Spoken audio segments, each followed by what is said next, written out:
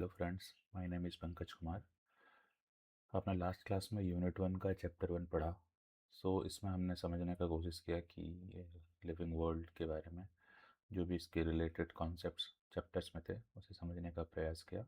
उसके बाद हमने समझा क्लासिफिकेशन, आइडेंटिफिकेशन, नॉमेनक्लेचर, फिर हमने समझा ये टेक्सोनॉमिकल कैटेगरी, इसका क्या मतलब होता है। तो उसको कंटिन्यू करते हैं। आज हम चैप्टर 2 फिर स्टार्ट करते हैं, दैट इज़ बायोलॉजिकल क्लासिफिकेशन। इसके बारे में हम डिटेल में पढ़ेंगे और जानेंगे, समझने का प्रयास करेंगे कि इसका क्या मतलब होता है, और डिफरेंट क्लासिफिकेशन हम देखेंगे बायोलॉजी में। ओके, चलिए शुरू करते हैं। Chapter 2, that is biological classification.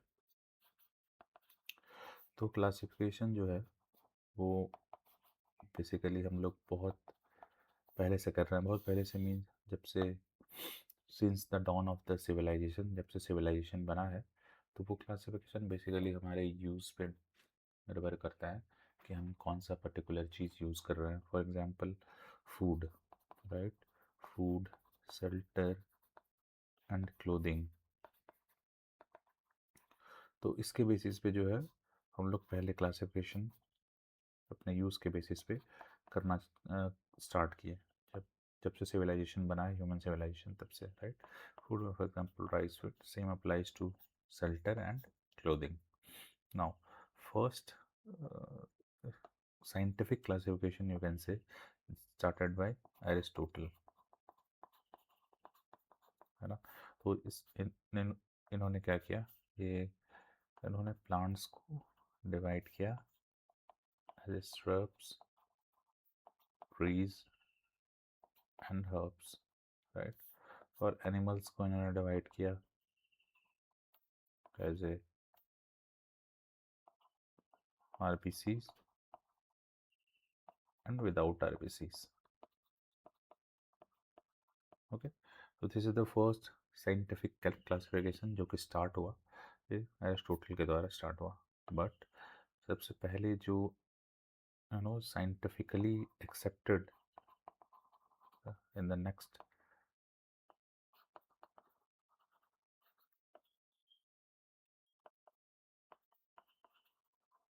है ना, साइंटिफिकली एक्सेप्टेड क्लासिफिकेशन उसके बाद जो हुआ वो था टू किंगडम क्लासिफिकेशन।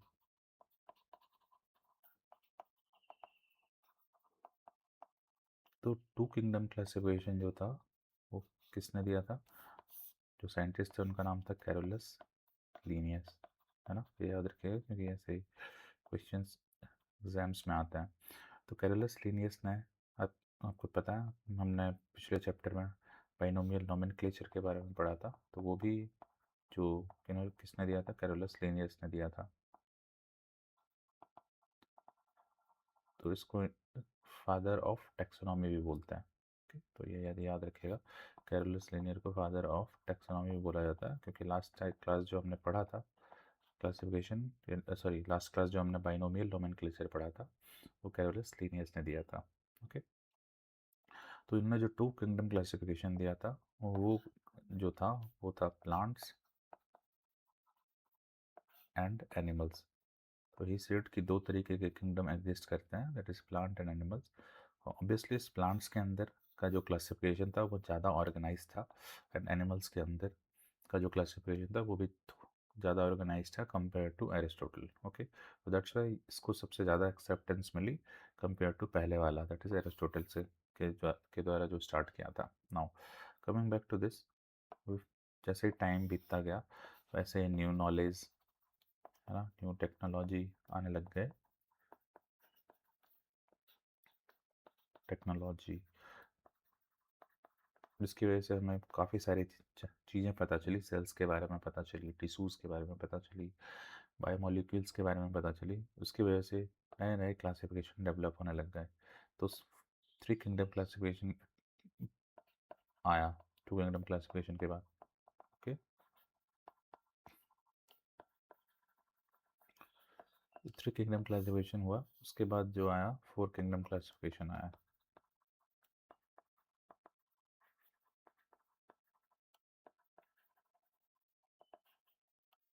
ओके, उसके बाद जो आया 5 किंगडम क्लासिफिकेशन आया,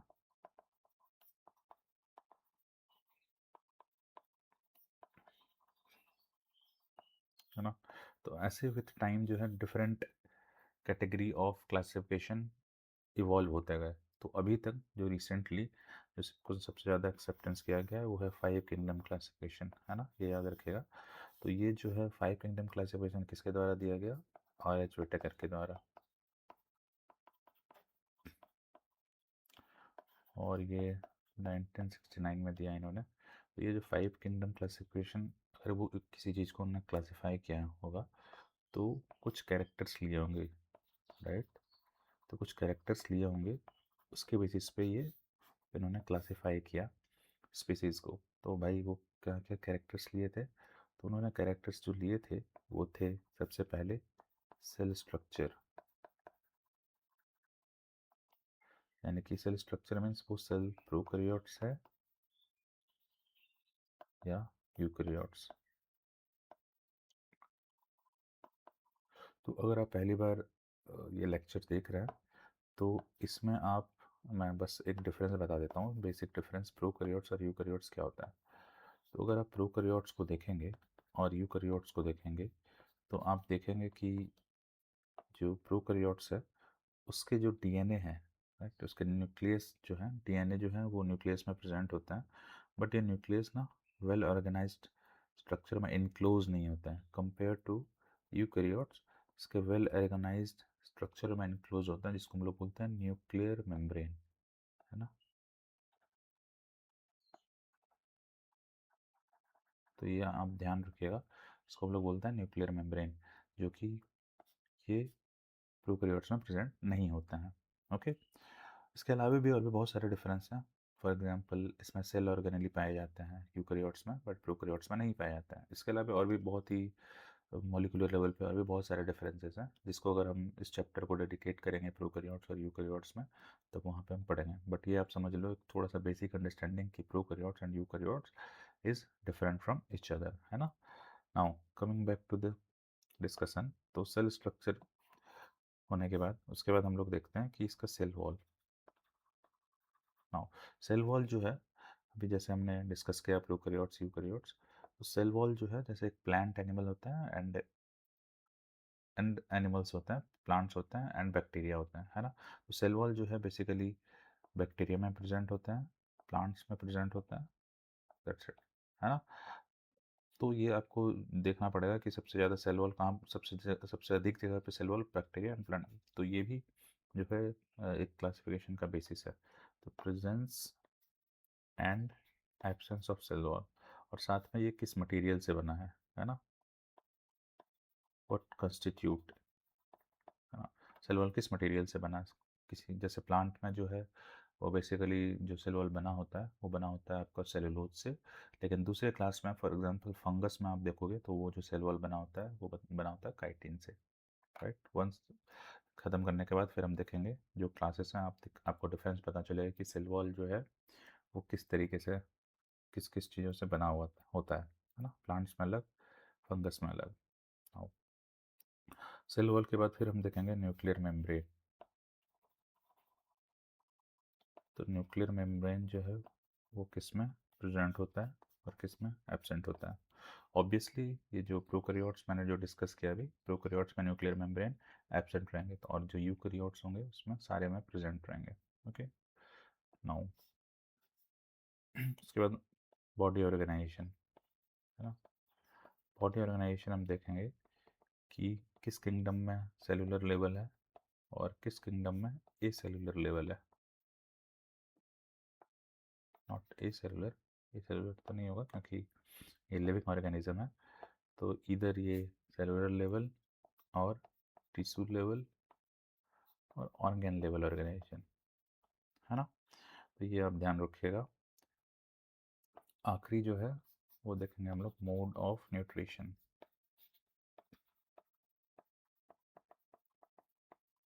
तो R.H. विटेकर ने 5 कैरेक्टर्स लिए, दैट इज सेल स्ट्रक्चर, फिर सेल वॉल, फिर न्यूक्लियर मेम्ब्रेन, फिर बॉडी ऑर्गेनाइजेशन और फिर मोड ऑफ न्यूट्रिशन, है ना। इन पांचों कैरेक्टर्स को लेके इन्होंने जो 5 किंगडम है उनको बनाया। ओके, तो थोड़ा सा हम देख लेते हैं मोड ऑफ न्यूट्रिशन। ये न्यूट्रिशन के बारे में डिस्कशन कर लेते हैं, क्योंकि न्यूट्रिशन जो है वो बेसिकली एक होता है ऑटोट्रॉप और एक होता है हेटरोट्रॉप।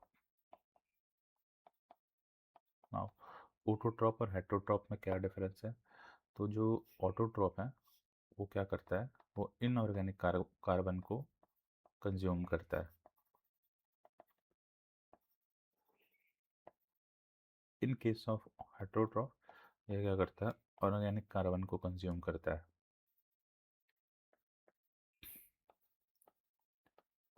है ना। Inorganic carbon for example plants, right. तो कार्बन जो है आपको जो इन्वायरमेंट में दिखता है वो कार्बन इनऑर्गेनिक कार्बन है। वेयर जो कार्बन प्लांट्स, एनिमल्स और जो भी ऑर्गेनिज्म में प्रेजेंट होता है उसको हम लोग बोलते हैं organic carbon. Okay, now autotroph जो है वो फर्दर क्लासिफाई किया जा सकता है, तो हाँ उसको फर्दर क्लासिफाई कर सकते हैं। इसको हम लोग बोलते हैं कीमो ऑटोट्रॉप, है ना। और दूसरा जो है वो है फोटो ऑटोट्रॉप। ओके, नाउ तो दोनों में क्या डिफरेंस है कीमो ऑटोट्रॉप और फोटो हेटरोट्रॉप में? तो जब भी इनऑर्गेनिक कार्बन को कंज्यूम किया जाता है तो इट रिक्वायर्स एनर्जी। तो वो एनर्जी अगर लाइट से आ रही है तो हम लोग बोल देते हैं उसको फोटो ऑटोट्रॉप। वेयर एज जब इसमें इनऑर्गेनिक कार्बन को कंज्यूम किया जाता है और एनर्जी किसी केमिकल रिएक्शन से आता है ना। तो जो केमिकल रिएक्शन का एनर्जी होता है उसको यूज़ करके ये इनऑर्गेनिक कार्बन को कंज्यूम किया जाता है, तो उसको हम लोग बोलते हैं कीमो ऑटोट्रॉप। इस चीज़ को याद रखिएगा, है ना। नाउ हेटरोट्रॉप क्या होता है? हेटरोट्रॉप को अगर हम क्लासिफाई करें तो हेटरोट्रॉप बेसिकली हमारा इसको क्लासिफाई कर सकते हैं सेप्रोट्रॉप, और इसको अलग नाम से भी बुला सकते हैं, जैसे सेप्रोट्रॉप को बोलते हैं सेप्रोफाइटिक सम केसेस में, है ना। तो सेप्रोट्रॉप और दूसरा जो है हमारा डिकम्पोज डिकम्पोजर, एंड देन एक दूसरा है पैरासाइट्स। तो तीनों में क्या डिफरेंस है? तीनों में डिफरेंस ये है कि सेप्रोट्रॉप जो है वो हमारा ऑर्गेनिक कार्बन को कंज्यूम करेगा डायरेक्टली, है ना। ऑर्गेनिक कंज्यूम को डायरेक्टली करेगा, लेकिन ये जो ऑर्गेनिक कंज्यूम करेगा वो कहाँ से आएगा? डेड ऑर्गेनिज्म से, डेड एनिमल और प्लांट्स और organism whatever you can से।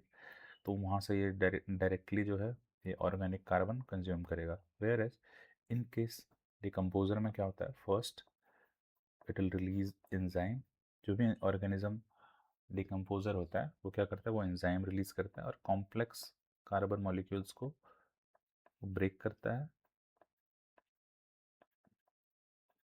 एंड देन फिर वो एब्जॉर्ब करता है मॉलिक्यूल्स को। ओके, तो वैसे ही इसमें डिफरेंस क्या होता है? इसमें डिफरेंस होता है कि जो भी ऑर्गेनिज्म है, जो ऑर्गेनिज्म कार्बन कंज्यूम कर रहा है वो लिविंग ऑर्गेनिज्म पे ही डिपेंड करता है। ओके, तो इस चीज़ को आप याद रखिएगा, डिपेंड्स ऑन। तो ये लिविंग ऑर्गेनिज्म के ही कार्बन को डायरेक्टली कंज्यूम करता है, तो हम लोग बोलते हैं उसको पैरासाइट्स। ये हमारा जो बेसिक डिफरेंस है मोड ऑफ न्यूट्रिशन, तो इसके बेसिस पे भी क्लासीफाई किया गया है सारे किंगडम को, राइट। तो अगर आप एक बार देखो तो देखो अब तक हमने पढ़ा कि क्लासिफिकेशन के बहुत सारे क्लास टाइप्स थे, that is 2 kingdom, 3 kingdom, 4 kingdom, then 5 kingdom, जो कि इवेंचुअली एक्सेप्ट किया गया है। उसके 5 कैरेक्टर्स को कंसिडर किया गया है 5 किंगडम बनाने के लिए। नाउ द क्वेश्चन इज कि फाइव फाइव किंगडम और है क्या, कौन कौन से हैं? जो 5 किंगडम है वो हैं, इसको मैं अगर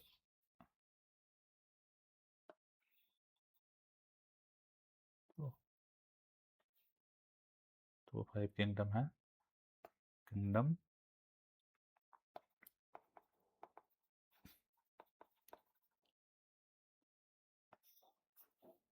वो किंगडम है kingdom Monera, protista, fungi, Plantae, and last is Animalia, है ना। तो ये हो गया आपका डिफरेंट टाइप्स ऑफ किंगडम, जो कि 5 कैरेक्टर्स आर एच विटेकर ने लिया और इसको फिर से क्लासिफाई किया। नाउ अभी हम क्या करेंगे, इसमें थोड़े थोड़े डिटेल समझने का प्रयास करें कि इस क्लासिफिकेशन के अंदर Monera, protista, fungi, Plantae and Animalia, इसके अंदर कौन कौन से किस किस तरह के डिफरेंट ऑर्गेनिज्म है। वैसे ये बहुत ही वास्ट टॉपिक है, बट इस चैप्टर यानी कि एनसीईआरटी को अगर कंसिडर करें तो थोड़ा सा इसमें बेसिक्स ही बताया गया है, जिससे कि आपका क्यूरियोसिटी डेवलप हो, है ना, फर्दर आगे की क्लासेस को पढ़ने के लिए। और क्योंकि ये एनसीईआरटी बुक है और इससे बहुत सारे क्वेश्चन जो है डायरेक्टली एग्जाम्स में पूछे जाते हैं, तो दैट्स वाई जो एनसीईआरटी में है उसे पढ़ना और समझना बहुत ज़रूरी हो जाता है। Okay, now coming back to our discussion. तो अगर हम सारे किंगडम को देखें तो क्या डिफरेंस है सब में। तो पहला कैरेक्टर लेते हैं। पहला कैरेक्टर हम जैसे बताया था कि सेल का स्ट्रक्चर कैसा है, प्रोकैरियोट्स या फिर यूकैरियोट्स। तो आप अगर प्रो इसको मोनेरा को लोगे तो ये जो एग्जिस्ट करते हैं इस ये होते हैं प्रोकैरियोट्स। ये जो है ये होते हैं यूकैरियोट्स। ये भी यूकैरियोट्स, ये भी यूकैरियोट्स, सारे बाकी सारे के सारे यूकैरियोट्स, है ना। तो ये आपको पता चल गया। दूसरा जो है आप देखोगे तो ये यूनिसेलुलर होता है, ये भी यूनिसेलुलर होता है यानी कि एक सेल से बना होता है। और बाकी जो है बाकी मल्टी सेलुलर होता है। फंगस, प्लांट एंड एनिमिलिया जो है वो मल्टी सेलुलर, और इसमें ऑर्गन लेवल ऑफ सिस्टम आ जाता है ना। इसमें भी organ level, multi cellular and organ level system. तो these are some of the basic difference, है ना, बेस्ड ऑन द कैरेक्टर्स। वैसे ही अगर न्यूक्लियर मेम्ब्रेन को ले लें तो न्यूक्लियर मेम्ब्रेन जो है इसमें क्या होगा, एब्सेंट होगा, बाकी इसमें प्रेजेंट होगा, क्योंकि सब यूकैरियोट्स हैं जो हमने डिस्कस किया था, है ना। These are some of the basic difference. तो अगर आपको बहुत ही एक अच्छे से डिस्कस करना है, ये देखिए आप देख सकते हैं यहाँ पे, है ना, एक टेबल बना हुआ है। तो इन्होंने 5 कैरेक्टर्स लिया है जो कि हमने ऑलरेडी डिस्कस किया। तो आप देख सकते हैं कि cell type, cell wall, nuclear membrane, body organization और मोड ऑफ न्यूट्रिशन। तो हम देख सकते हैं डिफरेंट, जैसे इस केस में आप मोनेरा में देख सकते हैं कि मोड ऑफ न्यूट्रिशन कैसा है, ऑटोट्रॉप भी है, हेटरोट्रॉप भी है। ओके, तो वैसे ही इस केस में देख सकते हैं आप ऑटोट्रॉप है, प्रोटिस्टा में ऑटोट्रॉप हेटरोट्रॉप दोनों है, राइट। इस केस में आप देख सकते हो कि सिर्फ हेटरोट्रॉप है फंगस में। प्लांटे में आप देख सकते हो ऑटोट्रॉप, वेयर इस केस में सिर्फ हेटरोट्रॉप है, राइट। तो इस चीज़ को एक थोड़ा सा टेबल को आप अपने दिमाग में रखिएगा, क्योंकि इससे काफ़ी सारे क्वेश्चंस आपके एग्जाम्स में आ सकते हैं। और दूसरी बात, अगर आप इसे दिमाग में रखिएगा तो आगे के चैप्टर्स में इसे को रिलेट करने में ईजी रहता है। ओके, नाउ यहाँ पे आप देख सकते हो सेल वॉल भी, सेल वॉल जो मैंने बताया था आपको फंगस में, देखो ये काइटिन से बना होता है, लेकिन प्लांट में जो है वो सेल्यूलोज से बना होता है। इस केस में जो है ये polysaccharides and amino acids. Monera में जो सेल वॉल होता है वो उससे बने होते हैं। प्रोटिस्टा में भी सेल वॉल होता है, बट किसी किसी में होता है। ओके, तो याद रखिएगा, इस टेबल को मैं आपको सजेस्ट करूँगा कि इसे आप थोड़ा याद करने का प्रयास करें, ताकि आपको नेक्स्ट चैप्टर्स एंड आपके जो कंपटीटिव एग्ज़ाम के क्वेश्चन हैं उसे भी आप अच्छे से सॉल्व कर सको। Okay, coming back to our discussion. तो ये जो हम पढ़ रहे थे, इसमें अब हम क्या करेंगे, एक एक किंगडम को थोड़ा सा डिटेल में पढ़ेंगे, राइट। जैसे अगर हम फर्स्ट किंगडम मोनेरा को ले लें, किंगडम मोनेरा, तो इसके बारे में हम थोड़ा सा डिटेल में पढ़ेंगे जो बुक में दिया हुआ है बेसिकली। वैसे तो इसका किंगडम मोनेरा इसके अलावे भी इस बुक में जो दिया हुआ है इसके अलावे भी बहुत सारे क्लासेस एंड बहुत सारे ऑर्डर्स वगैरह होते हैं जो कि हमने पढ़ा। आपको याद होगा पिछले क्लास में kingdom, phylum, class, order, family, genesis, species.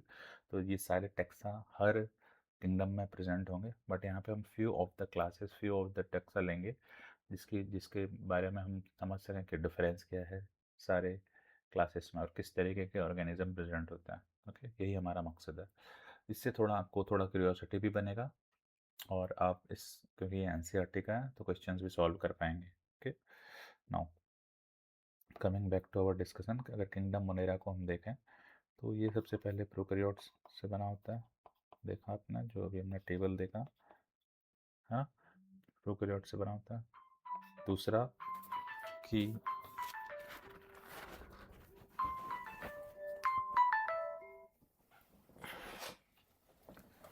ये प्रोकैरियोट से बना होता है।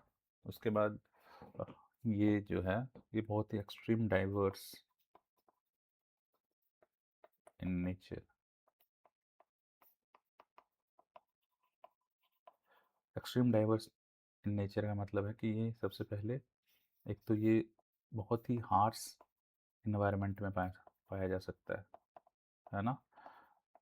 बहुत ही हार्श इन्वायरमेंट लाइक कि थर्मोफाइल, जहाँ पे टेम्परेचर ज़्यादा हो, टेम्परेचर हाई, वहाँ पे भी ये पाया जा सकता है। दूसरा जहाँ पे सॉल्ट हो, जिसको हम लोग हेलोफाइल्स बोलते हैं बेसिकली, वहाँ पे भी ये पाया जा सकता है। एक्सट्रीम कंडीशन में पाया जा सकता है बेसिकली।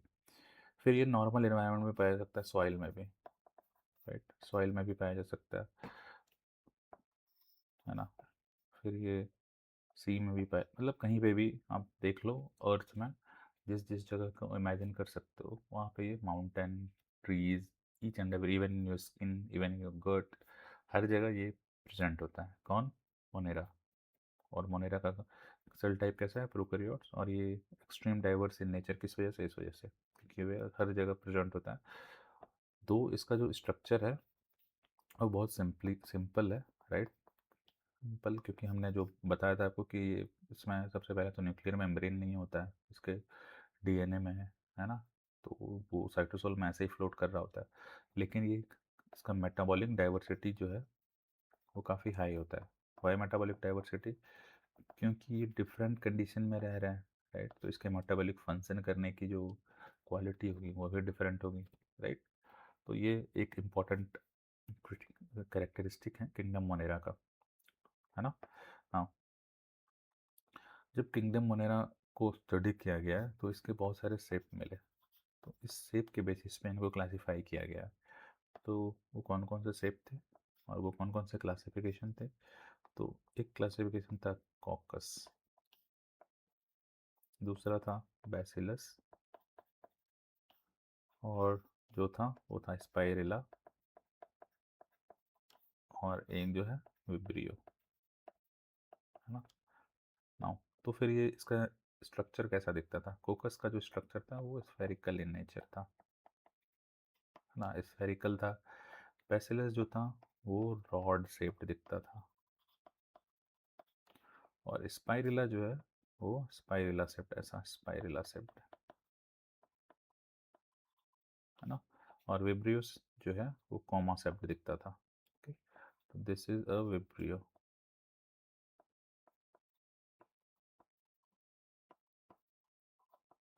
है ना। तो रॉड शेप कुछ ऐसा रॉड की तरह दिखता होगा, right. Spherical as it is a self describable, तो ये ऐसा दिखता होगा। So these are some of the shape जो कि प्रोकैरियोट्स का देखा गया और उसके बेसिस पे इसको क्लासिफाई किया गया, है ना। इसके अलावे दो क्लासिफिकेशन और हैं, किसके? प्रोकैरियोट्स के, यानी कि मोनेरा के। अगर आप देखोगे मोनेरा का, जब आप क्लासिफिकेशन देखोगे, एक होता है आर्के बैक्टीरिया और दूसरा जो होता है वो होता है यू बैक्टीरिया। तो क्वेश्चन है किस बेसिस पे क्लासिफाई किया गया? जो क्लासिफिकेशन का बेसिस है वो है RRNA, है ना। 16 RRNA एनालिसिस। 16 RRNA एनालिसिस क्या है? ये जीन है एक तरीके का, जीन है, इसको जब इन्होंने सिमिलैरिटीज़ देखें, दोनों को मैच किए in most of the organism of archaea and organism of you bacteria, they found कि जो 16 RRNA में इनका जो डिफरेंसेस है वो काफ़ी अलग है दोनों के बीच। सो इसलिए इन्होंने दो क्लासेस कर लिए हैं इसके, right, archaea and you bacteria. Archaea दो इट्स अ मोनेरा और दो इट्स अ प्रोकैरियोट्स, लेकिन जो आर्किया का फंक्शन है ना, ये काफ़ी सिमिलर होता है यूकैरियोट्स से, है ना। तो आप देखोगे कि इसके प्रोटीन सिंथेसिस, इनके एप्लीकेशन, जो सेल फंक्शन मशीनरी है, वो काफ़ी सिमिलर होता है यूकैरियोट से। लेकिन जब आर्किया और यू बैक्टीरिया को देखोगे, इसका structure that is prokaryotes in nature ही होता है ना, वैसे ही। तो ये याद ध्यान रखना आप। नाउ आर्किया जो है, ये काफ़ी एक्सट्रीम एनवायरनमेंट में प्रेजेंट होता है।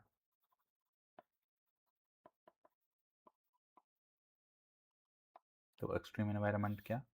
Extreme environment such as halophiles. Halophiles means salt loving bacteria, जहाँ पे सॉल्ट होंगे वहाँ पे ये बैक्टीरिया भी होगा। दूसरा जो है extreme environment, thermophiles. Thermophiles mean high temperature environment.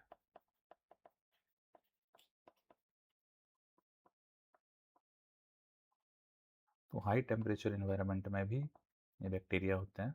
तीसरा जो है वो है methanogen, then methane producing environment. तो ये आप हमेशा ध्यान रखिएगा कि जो भी आर्किया जो है वो जो भी प्रेजेंट होते हैं वो एक्सट्रीम एनवायरनमेंट में, हॉस एनवायरनमेंट में होते हैं, such as halophiles, thermophiles and methanogens. Methanogenic environment जो है गट ऑफ ruminant animals।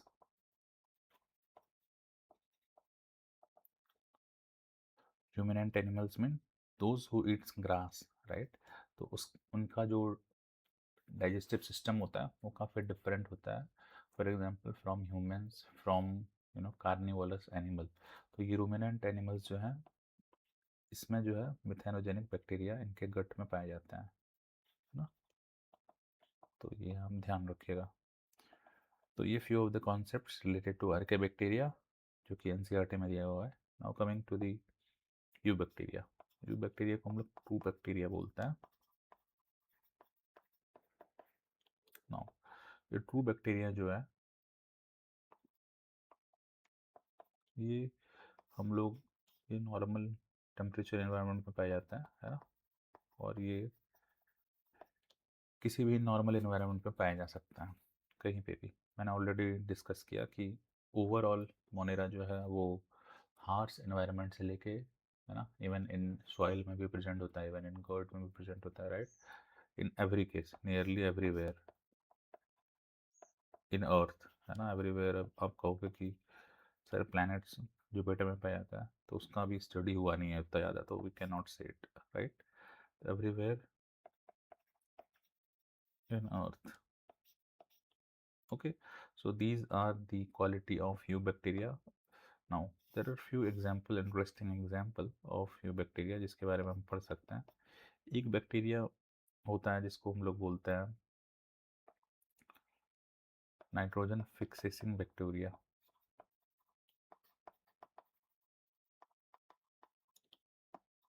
सो ये नाइट्रोजन फिक्सेशन बैक्टीरिया को अगर हम देखें तो ये ना इधर कोई मॉइस्ट प्लेस में प्रेजेंट होगा और एक्वेटिक रीजन में। दूसरा, ये या तो अकेले रहेगा, दैट इज यूनिसेलुलर, या फिर ये एग्रीगेट फॉर्म में एज ए कॉलोनी भी रह सकता है ना। तो एज ए कॉलोनी भी प्रेजेंट हो सकता है ये। ओके, ये याद रखिएगा। हाँ। जब आप इस बैक्टीरिया को देखते हैं तो ये बैक्टीरिया कुछ इस तरीके से दिखता है। अगर मैं स्ट्रक्चर बनाऊँ, ये देखिए, और भी इसको अगर मैं थोड़ा लंबा खींच लूँ तो ऐसा दिख रहा है ना। इसमें से आपको दिखेगा कि ये बैक्टीरिया के आउटर लेयर पे कुछ सीद रहता है, जो एक सिक्रीशन होता है, इसको हम लोग बोलते हैं जेलेटिनियस सीड।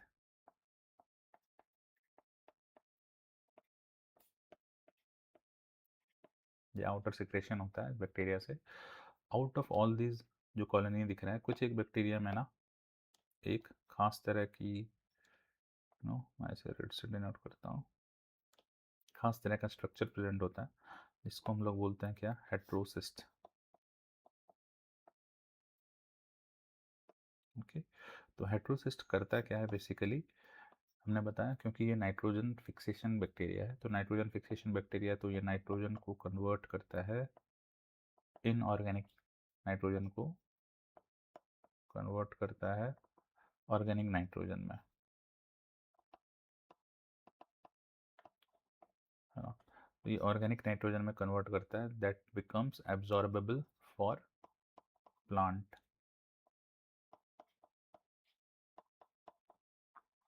है ना। तो ये प्लांट्स के लिए एब्जॉर्ब हो जाता है।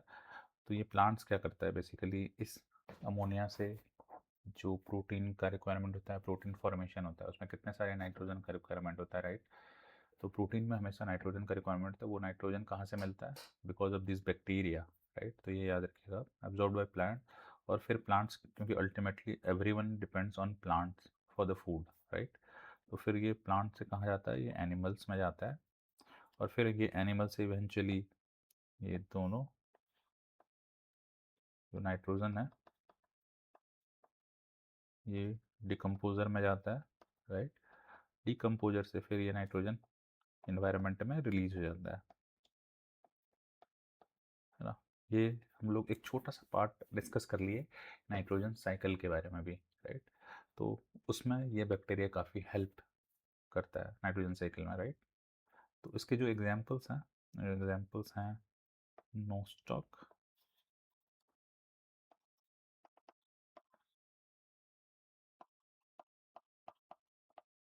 एंड एनाबेना, तो ये आप याद रखिएगा। ओके, जो नोस्टॉक एंड एनाबेना है वो हेल्प करते हैं, किसमें हेल्प करता है, नाइट्रोजन को फिक्स करने में। ओके, नाउ आपको मैंने कुछ एक यहाँ पे एक जेलेटिनियस सीड बताया, इसका रोल क्या है एक्चुअली, जो नाइट्रोजन फिक्सेशन होता है बैक्टीरिया में वो अनएरोबिक इन्वायरमेंट होता है, ये आप याद रखिएगा। तो ये अनएरोबिक इन्वायरमेंट जो प्रोवाइड होता है वो जेलेटिनियस सीड की वजह से होता है ना। चारों तरफ से ये इसे घेर देते हैं और इसे ऑक्सीजन एब्सेंस वाला इन्वायरमेंट प्रोवाइड करता है। Okay, now coming back to the nitrogen fixation bacteria, इसके बाद जो है, ये तो एक नाइट्रोजन फिक्सेशन पढ़ा हमने, दूसरा जो है एक है हमारा सिम्बायोटिक नाइट्रोजन फिक्सेशन बैक्टीरिया, ये भी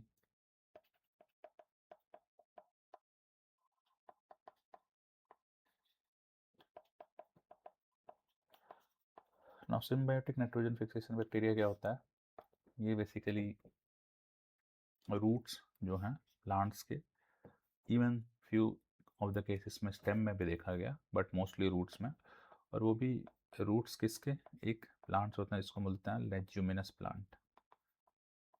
तो लेज्यूमिनस प्लांट मीन्स बेसिकली जो प्लांट्स लेंटिसल्स, है ना, जिससे हम लोग आई मीन्स दाल वगैरह जो आता है वो इस लेज्यूमिनस प्लांट से ही आता है। तो ये जो लेज्यूमिनस प्लांट्स हैं इसके रूट में जो बैक्टीरिया है वो सिम्बायोटिक एसोसिएशन में रहते हैं, और ये बैक्टीरिया क्या करता है, bacteria in the roots make a nodules, और ये नोड्यूल्स जो है वो अनएरोबिक एनवायरनमेंट प्रोवाइड करता है, और बिकॉज ऑफ दिस फिर क्या होता है, फिर ये नाइट्रोजन जो है फिक्स होने लगता है। ओके, तो ये याद रखिएगा, ये भी बैक्टीरिया है। तो आप देख सकते हैं कि बैक्टीरिया इधर फ्री लिविंग होके नाइट्रोजन फिक्स कर सकता है, कुछ बैक्टीरिया जो है सिम्बायोटिक एसोसिएशन करके। पॉइंट ये है कि ये मैं आपको दिखा रहा हूँ कि एग्जाम्पल देखें दो, इन सब चीज़ों को हम लोग डिटेल में नेक्स्ट चैप्टर में पढ़ते हैं, इवन नाइट्रोजन फिक्सेशन में पढ़ते हैं, है ना। तो उसमें हम लोग डिटेल पढ़ते हैं, फ्री लिविंग्स बैक्टीरिया कौन कौन से हैं, सिम्बायोटिक एसोसिएशन बैक्टीरिया कौन कौन से हैं, तो उसको डिटेलिंग में पढ़ते हैं। बट यहाँ पे एक आइडिया देने के लिए कि जो बैक्टीरिया है वो काफ़ी डाइवर्स होता है, राइट? बस ये आपको ध्यान में रखना है यहाँ पे। इसके अलावा आपको ये भी ध्यान में रखना चाहिए कि कुछ बैक्टीरिया जो है वो ह्यूमन के लिए यूज़फुल होता है, राइट?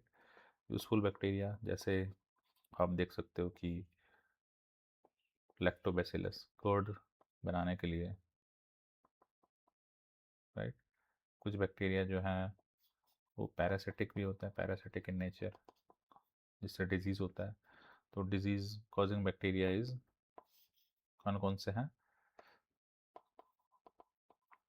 टाइफॉइड है,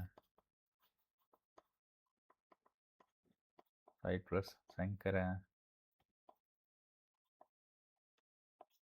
और भी बहुत सारे बैक्टीरिया हैं। तो आप ये सब चीज़ों को थोड़ा ध्यान रखिएगा। ये भी अगर आप देखोगे तो बहुत सारे डिजीज़ कॉजिंग बैक्टीरिया हैं। बस मैं आपको बता रहा हूँ कि आप अवेयर रहिए कि bacteria can be of many types, right? और monera can be of many types. Now फिर सिम्बायोटिक एसोसिएशन आपको मैंने यहाँ पे बताया, तो सिम्बायोटिक एसोसिएशन ये ह्यूमन में भी शो करता है in terms of microflora. Intestine आप देखोगे, आप कंसिडर जब स्टडी किया गया तो इंटेस्टाइन में बहुत सारे जो बैक्टीरिया है वहाँ पे भी रहते हैं वो।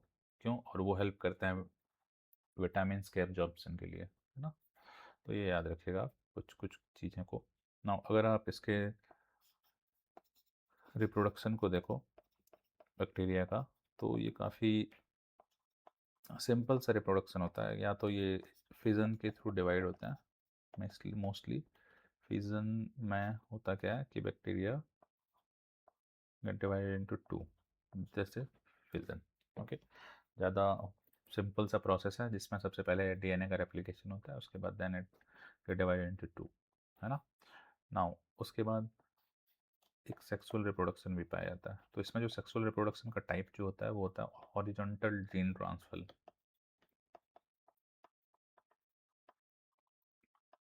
तो हॉरिजॉन्टल जीन ट्रांसफ़र में क्या होता है, बेसिकली जो बैक्टीरिया है वो नियर बाय बैक्टीरिया को अपना जीन ट्रांसफ़र करता है by using a pipe like structure, जिसको हम लोग बोलते हैं पाइलस या पिलाई। तो ये याद रखिएगा आप कि जो इसको बोलते हैं, और इसका हॉरिजॉन्टल जीन ट्रांसफ़र ऐसे होता है बैक्टीरिया में, जिसका टर्म है कॉन्जुगेशन बोलते हैं इसको, है ना?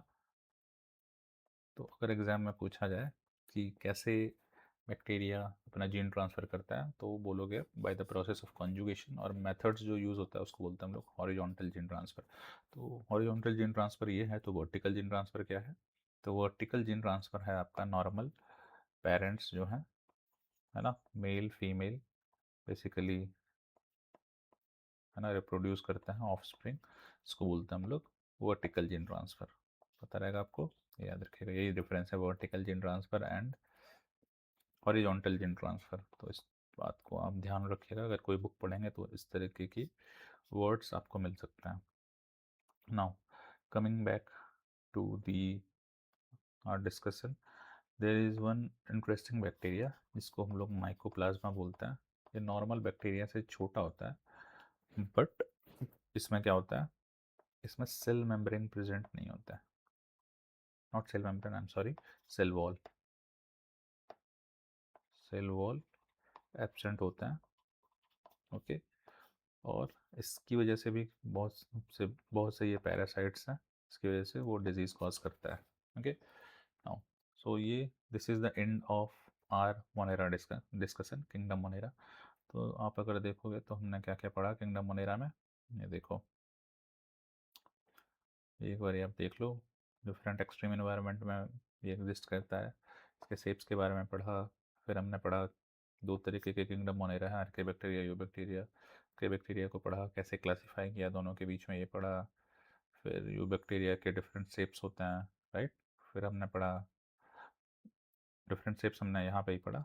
उसके बाद हमने पढ़ा यू बैक्टीरिया के बारे में, इसको ट्रू बैक्टीरिया भी बोलते हैं। ये लगभग लगभग हर इन्वायरमेंट में प्रेजेंट होता है। फिर हमने पढ़ा कि नाइट्रोजन फिक्सेशन के लिए बैक्टीरिया होता है, फिर सिम्बायोटिक नाइट्रोजन फिक्सेशन के लिए बैक्टीरिया होता है, ये अलग अलग होता है ना? फिर कुछ बैक्टीरिया यूज़फुल होते हैं, कुछ डिजीज़ कॉज करते हैं, तो these are the basic difference. तो ये हमने पढ़ लिया किंगडम मोनेरा। नाउ अब आते हैं हम किंगडम प्रोटिस्टा में।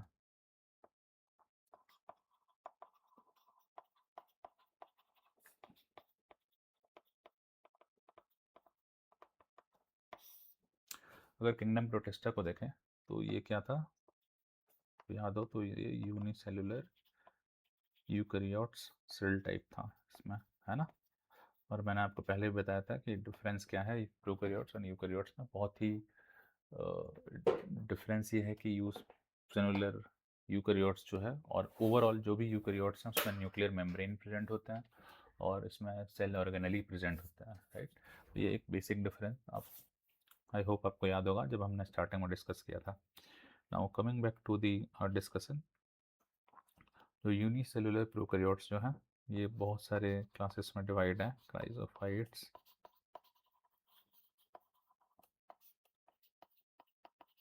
डाइनोफ्लैजिलेट्स, यूग्लेनोइड्स,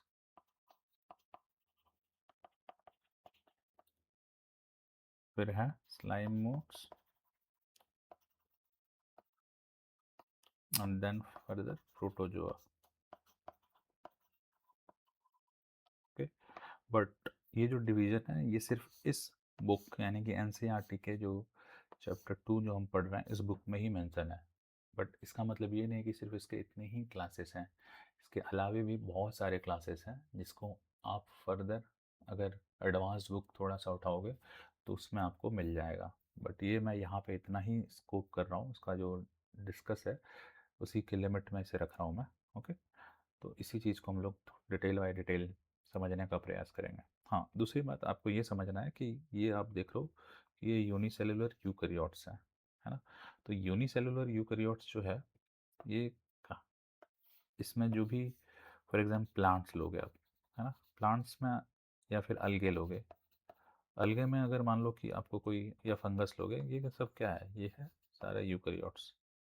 लेकिन अगर फंगस में आपको कोई यूकैरियोट्स कंडीशन मिले और वो यूनिसेलुलर हो तो वो उसको हम स्टडी कहाँ करेंगे, इसको हम यहाँ किंगडम प्रोटिस्टा में भी स्टडी करेंगे। लेकिन ये फंगस क्योंकि ये फंगाई है तो फंजाई में भी इसको पढ़ेंगे। ओके, तो ये याद रखिएगा, है ना। इसका मतलब ये नहीं है कि अगर किंगडम प्रोटिस्टा है तो इसका एकदम कोर और हार्डली ये किंगडम जो है इसी के लिए, ये किंगडम बेसिकली ओवरलैप करता है अदर किंगडम के साथ। Okay, that's the point that you need to remember, है ना। नाउ अभी हम पढ़ते हैं एक एक क्लास के बारे में। दैट इज सबसे पहले स्टार्ट करते हैं क्राइजोफाइट्स।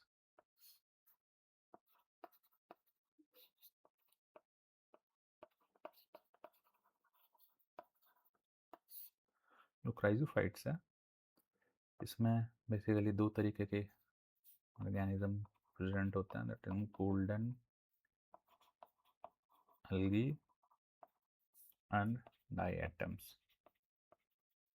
गोल्डन एंड को डाइजमिट्स भी कहते हैं, है ना। तो दो ऑर्गेनिज्म जो प्रेजेंट होते हैं, डाइएटम्स और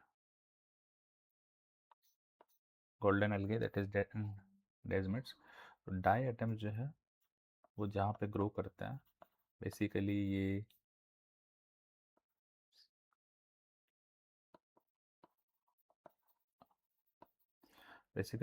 सी में ग्रो करते हैं।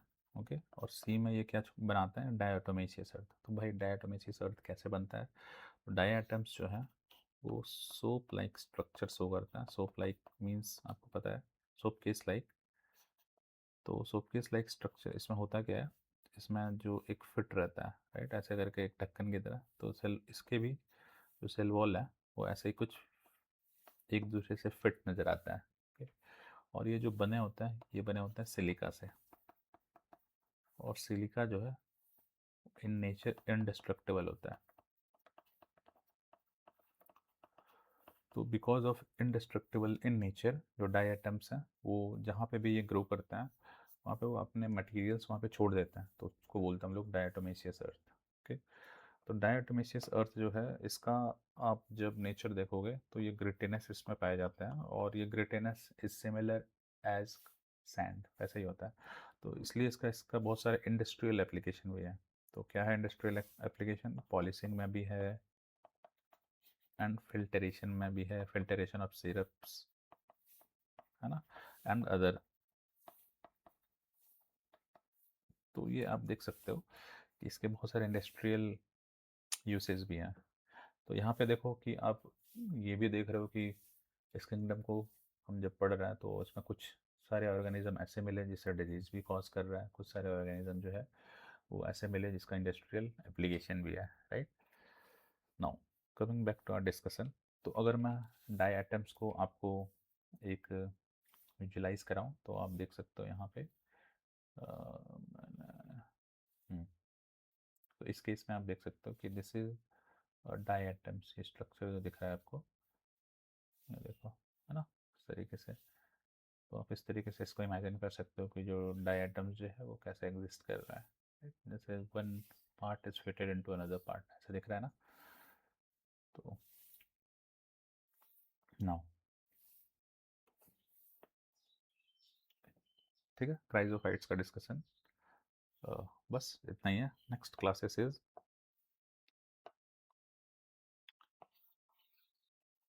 डाइनोफ्लैजेलेट्स।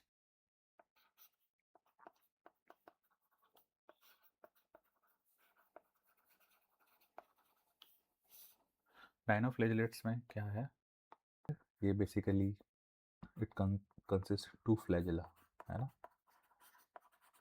As name suggest that is flagellates, है ना।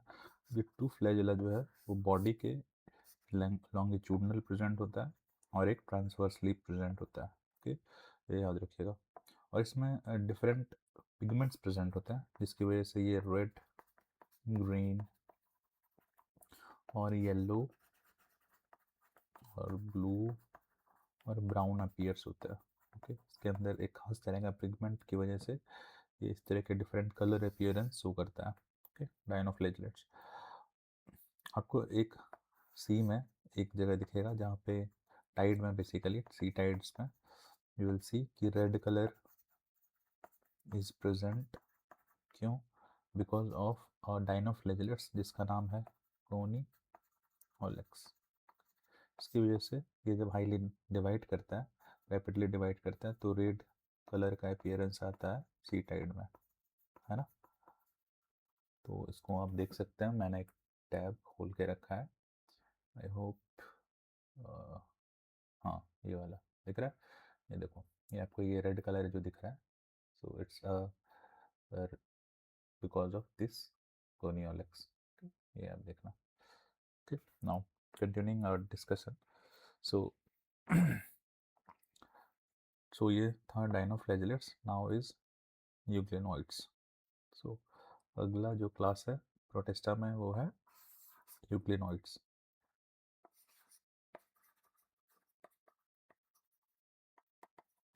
तो इसके पहले हमने क्या क्या पढ़ लिया, क्राइजोफाइट्स डन, डाइनोफ्लैजेलेट्स भी हमने पढ़ लिया। नाउ यूग्लिनोइड्स का एक, सबसे पहले जो यूग्लिनोइड्स है एक connecting link between plant and animal माना जाता है।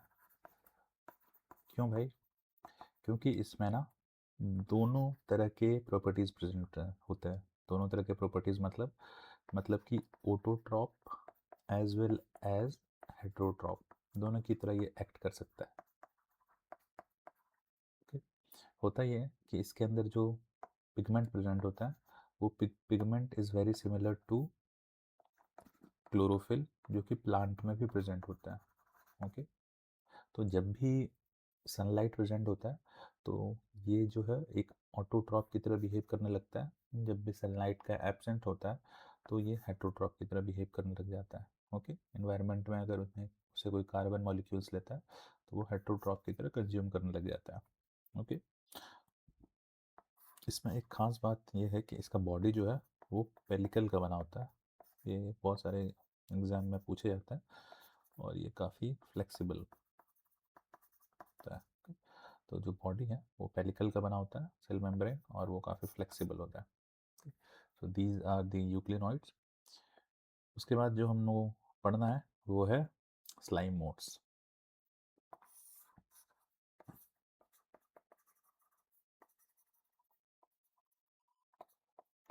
तो मैं आपको सजेस्ट करूँगा कि आप खुद से ही थोड़ा बहुत गूगल सर्च कर लें। फॉर एग्जांपल स्लाइम मोड, यहाँ तो पढ़ा ही रहा हूँ, एक्सप्लेन कर ही रहा हूँ, फॉर द विजुअल, है ना।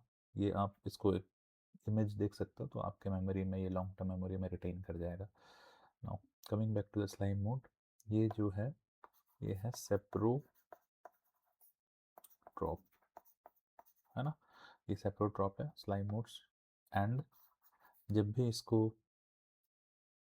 फेवरेबल इन्वायरमेंट मिलता है तो ये फेवरेबल इन्वायरमेंट में क्या करता है, ये अपने आप को हाईली रैपिडली ग्रो करता है,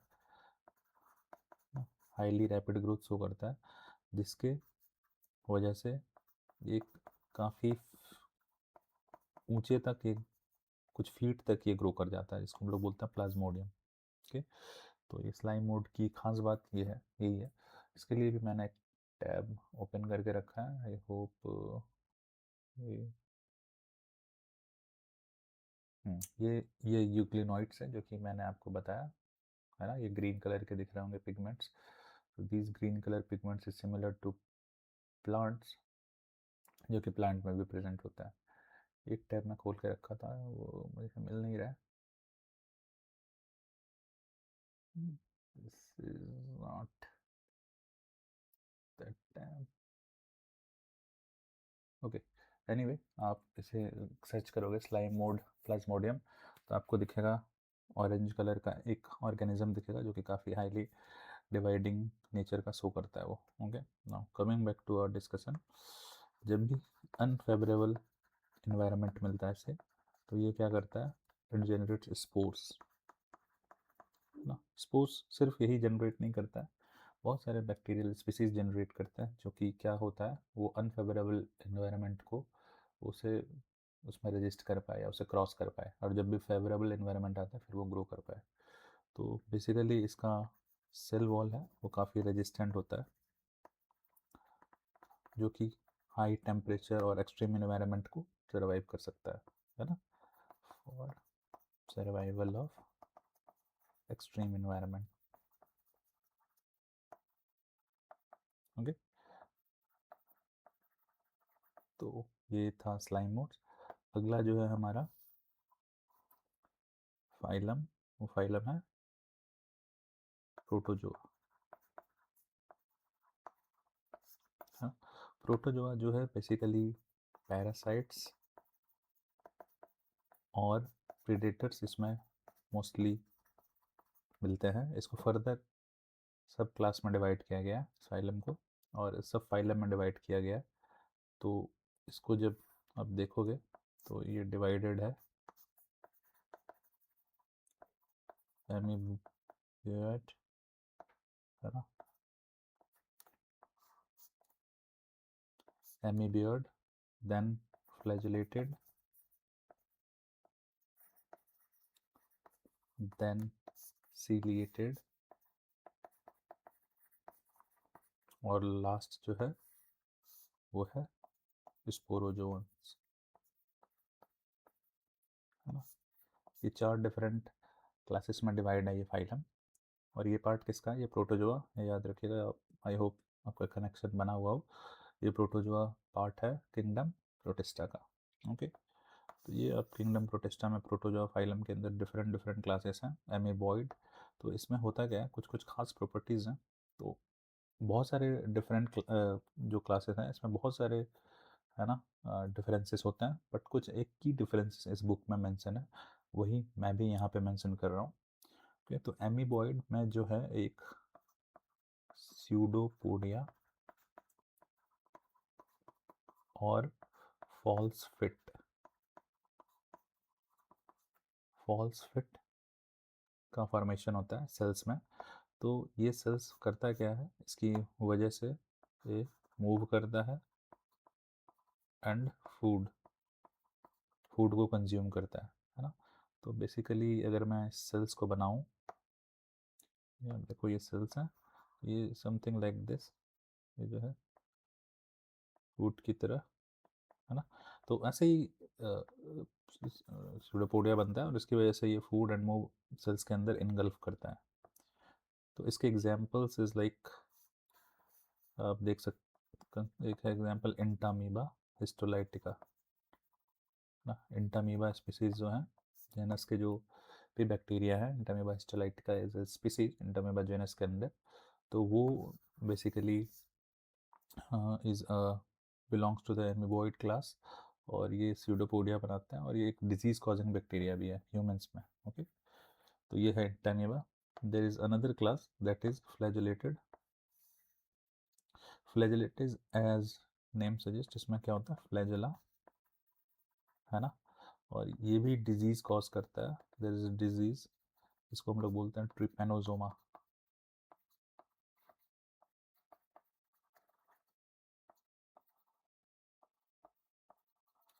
ट्रिपेनोसोमा, उसकी वजह से एक डिजीज होता है जिसका नाम है स्लीपिंग सिकनेस। लोग सोने लगते हैं, दिन भर सोने का मन करता है इस डिजीज में। ओके, तो रिमेंबर कि वो इंसान जो है उसको ट्रिपेनोसोमा से वो इन्फेक्ट हुआ है अगर वो सोता रहता है तो हमेशा। Okay, so this is a flagellated, है ना, flagellated class belongs to protozoa phylum. Okay, so now there is another class जिसको हम लोग सीलिएटेड बोलते हैं। The presence of cilia around the body of cilia. Basically ये सीलिया जिसमें present होता है, जिस बैक्टीरिया में, उसमें एक देखा गया कंडीशन, उसमें गलेट पाया जाता है। So what is gullet?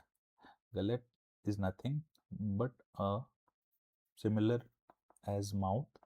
अगर इसे हायर एनिमल से कंसिडर किया जाए, से कंपेयर किया जाए, तो ये एक माउथ की तरह है। और ये जब सीलिया की हेल्प से जब ये स्विम करता है, तो स्विम करने के की वजह से ये जो फूड है, फूड जो है वो इस माउथ में जाता है, और उसकी वजह से वो न्यूट्रिएंट को इंटेक कर सकता है। Okay, so this is the reason, this is the work of gullet that is present in bacteria.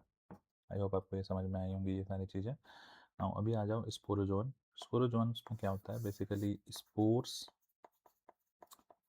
है ना, स्पोर्स प्रेजेंट होते हैं in their life cycle. Now what do you mean bye spores present होते हैं in their life cycle, life cycle. हाँ, और एक चीज़ sorry, जिसमें आपको एग्जांपल बताना भूल गया सीलिएटेड में, तो इसके एग्जांपल हैं पारामीशियम। तो ये सब चीज़ें जो मैं बता रहा हूँ as a in a flow chart form, अगर आप इसे अगर आप खुद से अगर नोट्स बना सकते हैं, वेल एंड फाइन। अगर आपको नोट्स चाहिए तो you can message comments in this section, तो मैं I provide it you. Otherwise अगर आपके पास टाइम है तो आई सजेस्ट यू कि make your notes by your self in these flow charts, ताकि आपको रिवीजन करने में ईजी हो। ओके, नाउ स्पोरोजोन्स में अगर आप लो, इसके एग्जांपल्स हैं मलेरिया, है ना।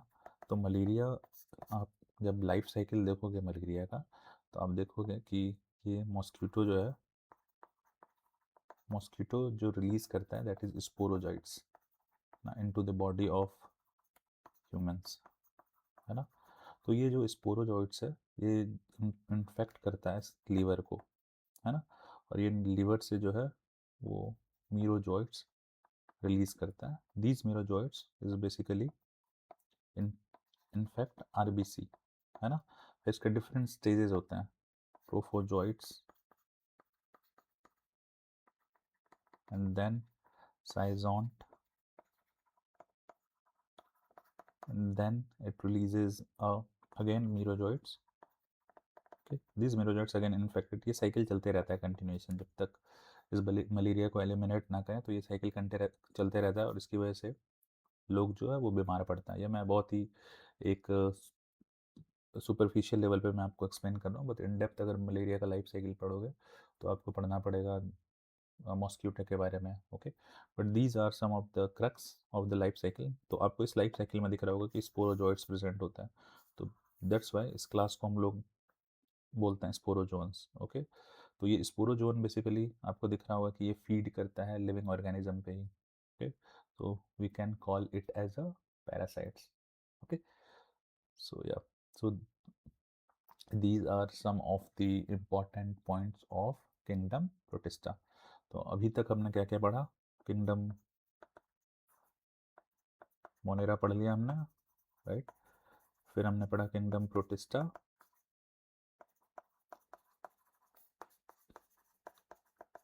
तो किंगडम मोनेरा में हमने पढ़ा आर्के बैक्टीरिया पढ़ा, राइट।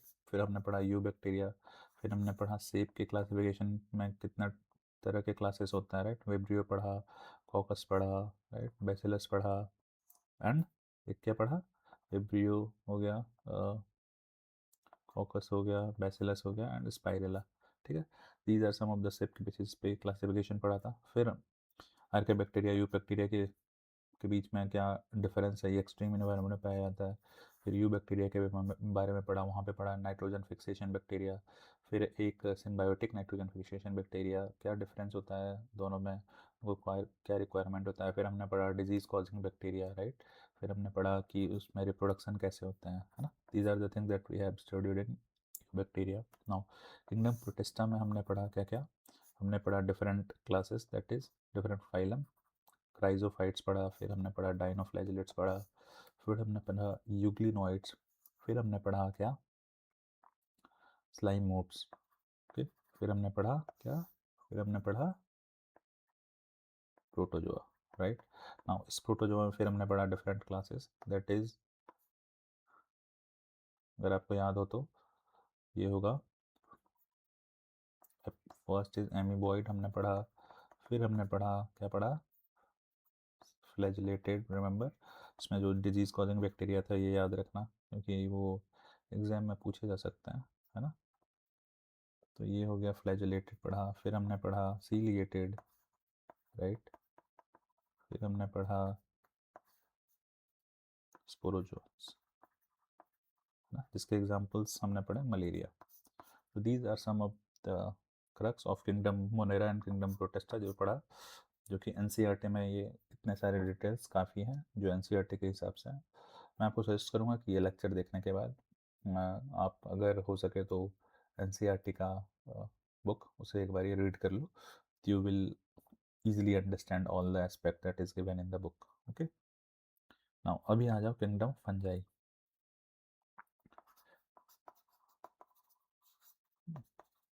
किंगडम फंजाई, तो किंगडम फंजाई में जो है ये आप देख सकते हो, जो हमने यहाँ पे ये सारे डिस्कस कर लिया हमने एक एक पॉइंट। ये जो टेबल था अगर आपको याद हो, हाँ, ये हमने मोनेरा डिस्कस कर लिया कि इसमें डिफरेंट तरह के बैक्टीरिया होते हैं। उसके बाद प्रोटिस्टा भी डिस्कस कर लिया, ये यूकैरियोट्स था, याद है।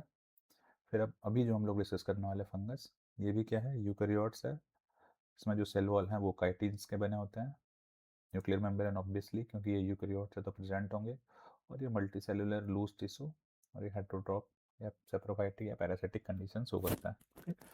नाउ अगर मैं इसको इसमें मेंशन करूं तो इसको हम मेंशन कर सकते हैं यूकैरियोट्स, राइट,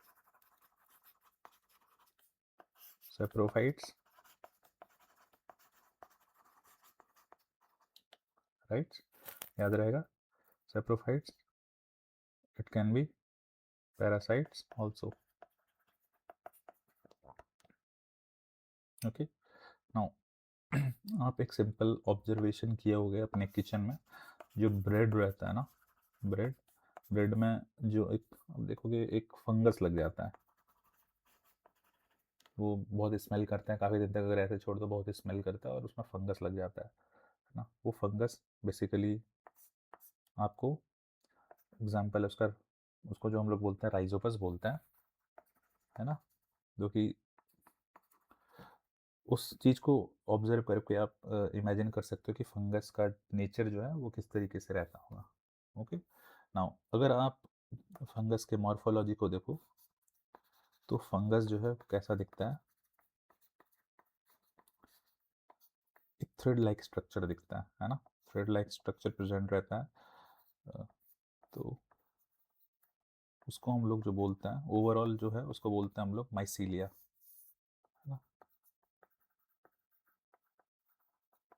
और ये जो थ्रेड लाइक स्ट्रक्चर दिख रहा है इसको हम लोग बोलते हैं हाइफे, HYPHAE। तो ये चीज़ को आप आई होप अच्छे से इमेजिन कर रहे होंगे। ये हो गया माइसीलियम और माइसीलिया, और ये हो गया हाइफे। ओके, होता क्या है कि ये जब मॉर्फोलॉजी को स्टडी किया गया है तो ये दो तरीके से प्रेजेंट होता है। ये जो आपको दिख रहा है that is hyphae, it can B ये या तो ये मैं ड्रॉ कर रहा हूँ, ये रहा हाइफे, इस तरीके से प्रेजेंट हो सकता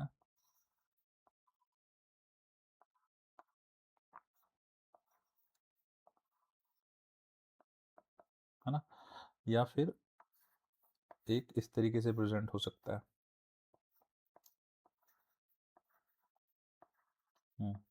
ये तो सेम ही दिख रहा है, बट ये यहाँ पे ना आपको दिख रहा है ये सेल वॉल, ये जो है ये ब्लॉक हो जा रहा है। तो हम लोग जो बोलते हैं इसको बोलते हैं कंटिन्यूअस और सिनोसाइटिक हाइफे, सिनोसाइटिक बोलते हैं इसमें, सिनोसाइटिक एंड मल्टीन्यूक्लिएट, है ना, एंड एसेप्टेट। वाई एसेप्टेट, एसेप्टा बोलते हैं, ये हो जाएगा सेप्टा। वाई, बिकॉज यहाँ पे आप देख रहे हो कि ये जो है it can be interrupted by cell wall, but ये जो है कंटिन्यूअस इन नेचर रहता है। Okay, and branch. So these are some of the difference, morphological difference और diversity that is present in fungus. Okay, तो इसका भी मैं इमेज एक टैब खोल के रखा हूँ, आई होप मैं इसे सही टाइम पे फाइंड आउट कर सकूँ।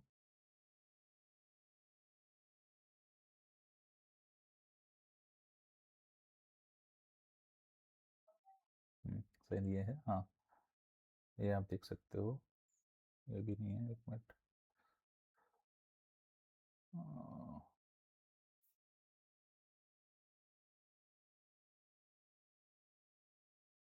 हाँ ये रहा।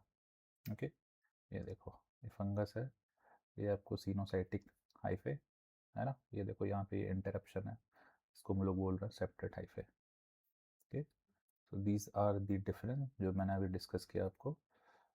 तो these are some of few of the differences, morphological difference जो कि प्रेजेंट होते हैं कहाँ पे, फंगस में। नाउ इसके अलावे और भी चीज़ें हैं, जैसे अगर मैं आपको ईस्ट, आपने सुना होगा, है ना, ईस्ट जो है ये बेसिकली यूनिसेलुलर होता है। तो हमने जो डिस्कस किया था, रिमेंबर फर्स्ट प्रोटिस्टा में, वो सारे क्या था, यूनिसेलुलर यूकैरियोट्स। यहाँ पे everything is a multicellular eukaryotes except yeast. Okay, this is unicellular fungus. Okay, ये याद रखिएगा। और दूसरा आपने सुना होगा पेनिसिलिन।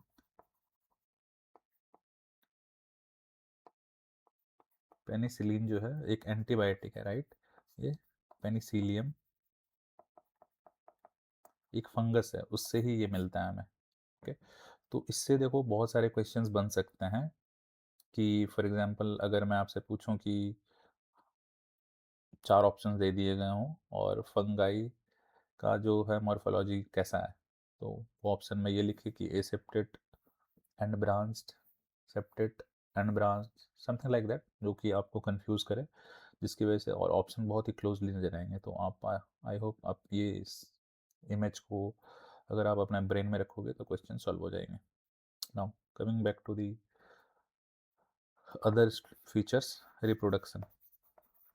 तो रिप्रोडक्शन जो है बेसिकली वेजिटेटिव रिप्रोडक्शन भी हो सकता है, एसेक्सुअल रिप्रोडक्शन भी हो सकता है, एंड सेक्सुअल रिप्रोडक्शन भी हो सकता है ना। नाउ इसमें आप कंफ्यूज मत होना, vegetative and asexual.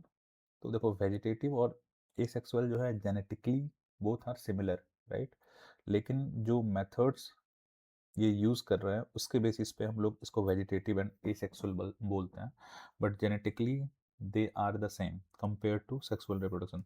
Sexual reproduction genetically different from asexual reproduction. क्यों?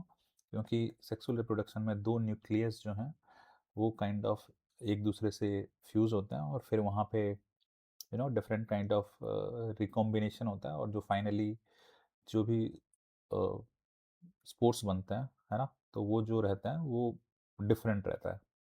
However in case of asexual और वेजिटेटिव में जो है ये सेम रहता है एज ए पेरेंट। इस केस में जो है स्पोर्ट्स बनता है वो डिफरेंट रहता है, different from the parents. Why? Because of recombination. जब हम सेल बायोलॉजी पढ़ेंगे तो वहाँ पे इसको अच्छे से डिटेल में पढ़ेंगे।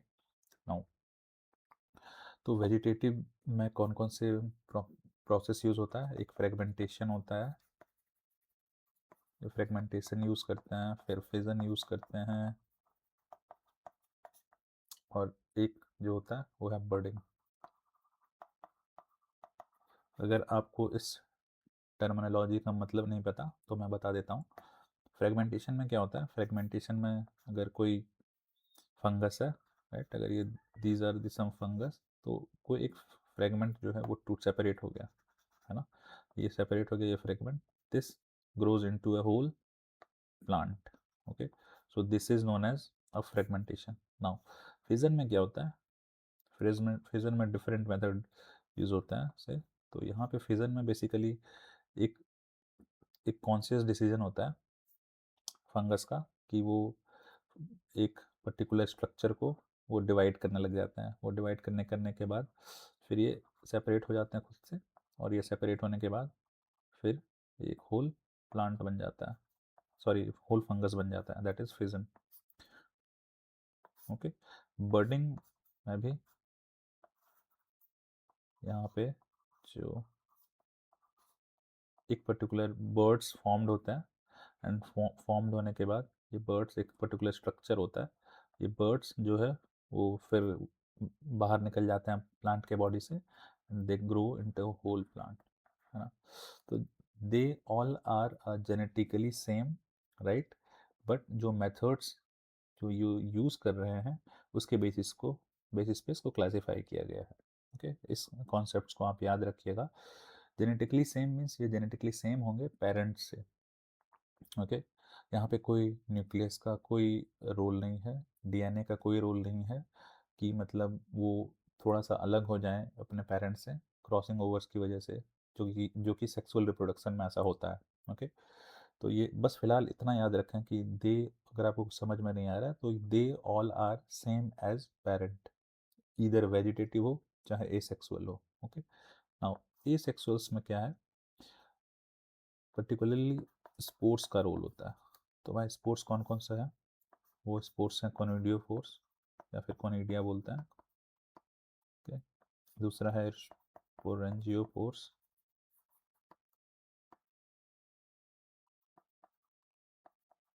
ओके, तीसरा है जूस्पोर, है ना। तो these are some of the spores that involved in, और एक है ए प्लानोस्पोर भी, इसको देख सकते हैं। Okay, so these are some of the spores that are involved in asexual reproduction। तो इसको हम देखेंगे कि डिफरेंट टाइप्स ऑफ क्लासेस में कौन कौन से स्पोर्ट्स हैं, है ना। अभी हम क्लास में नहीं गए हैं, अभी हम सिर्फ एक ओवरव्यू ले रहे हैं ओवरऑल फंजाई का, है ना।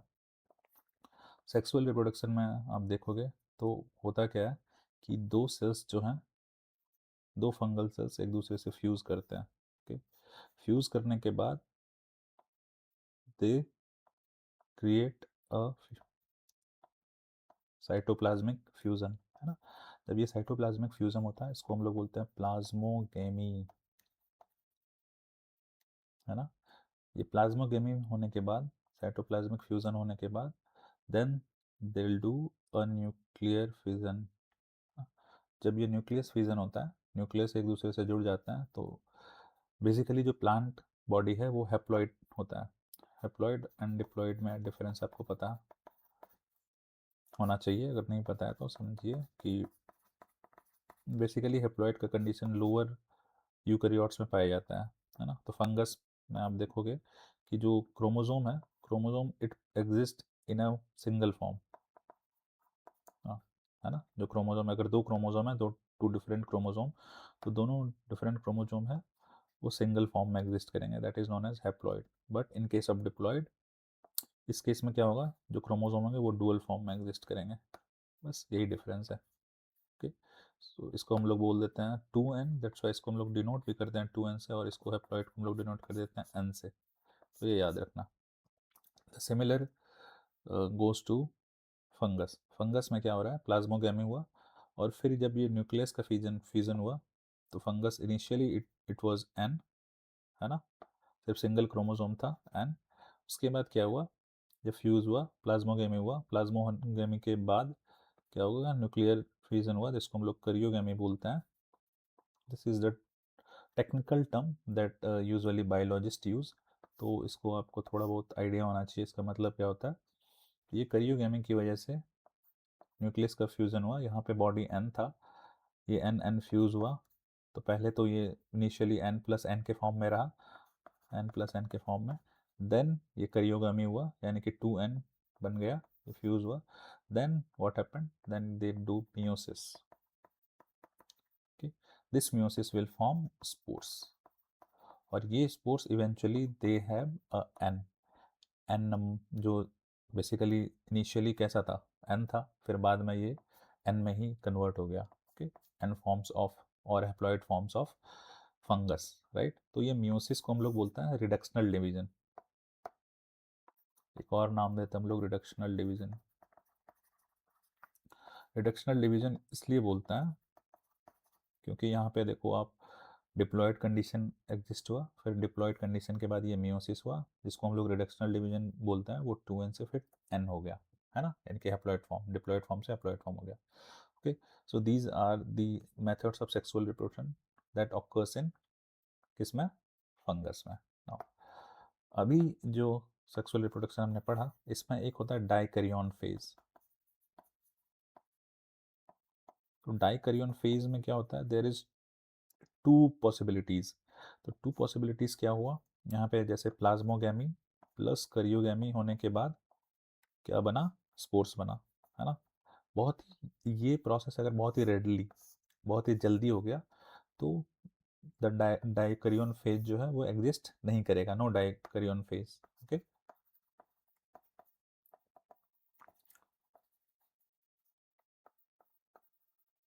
There is no dikaryon phase, है ना.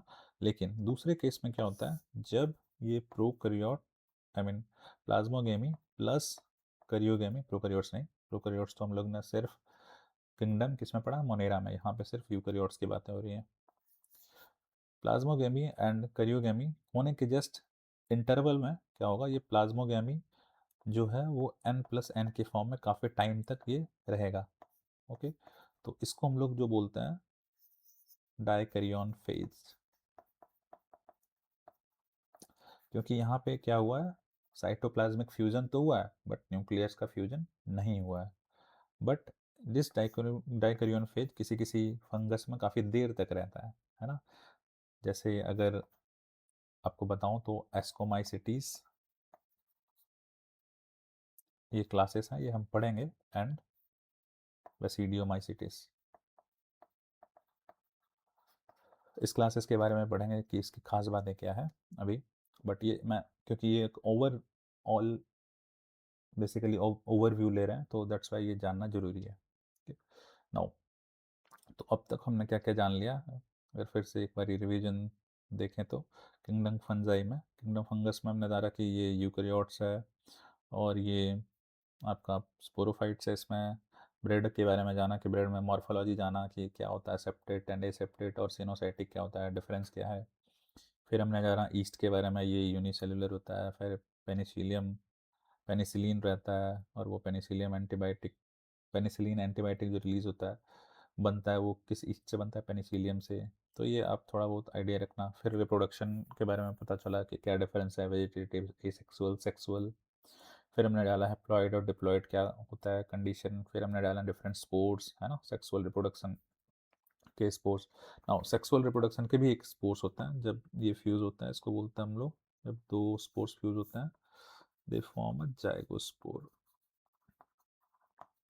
Okay, then they further go meiosis, और फिर जो है स्पोर्ट्स बनता है, और ये फिर प्लॉइड प्लांट बनाता है. Haploid fungus, not plant, I'm sorry. So these are some of the overview of fungus. Now अभी हम fungus complete नहीं हुआ है, fungus के different classes के बारे में पढ़ेंगे. तो different classes of fungus कौन कौन से हैं different classes, तो वो हैं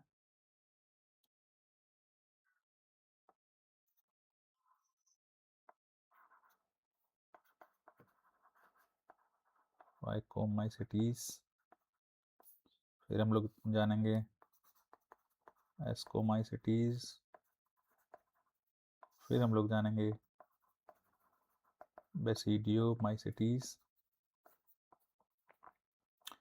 फिर last but not the least वो है ड्यूटरोमाइसिटीज।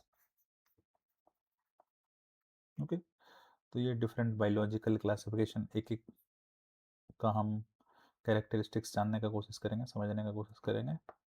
तो ये जो फाइकोमाइसिटीज जो है बेसिकली ये एक्वाटिक होता है, साथ में पैरासिटिक भी होता है, साथ में ये मॉइस्ट कंडीशन में पाया जाता है।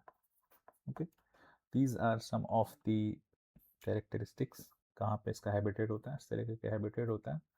नाउ आपको पता है माइसीलियल स्ट्रक्चर हमने पढ़ा था, तो माइसीलियल स्ट्रक्चर इसमें जो होता है माइसीलियम या माइसीलियल स्ट्रक्चर बोलूँ या माइसीलियम बोलूँ एक ही बात है।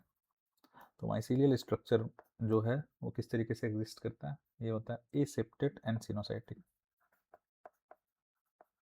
ये मुझे बताने की ज़रूरत नहीं है, आपको बताया थोड़ा देर पहले कि इसका मतलब क्या है डायग्राम के थ्रू भी, है ना, एसेप्टेट एंड सिनोसाइटिक। तो ये आप याद रखना किसमें, फाइकोमाइसिटीज में। नाउ अभी आ जाते हैं जूस्पोर्स। ये जूस्पोर्स क्या है, ये एसेक्सुअल स्पोर्स है, राइट। हमने टाइप ऑफ एसेक्सुअल स्पोर्स पढ़ा था, तो जूस्पोर्स जो है वो एसेक्सुअल स्पोर्स है।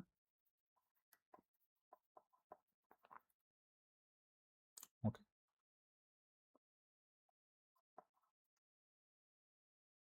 and there is another spores that is known as a aplanospores, है ना।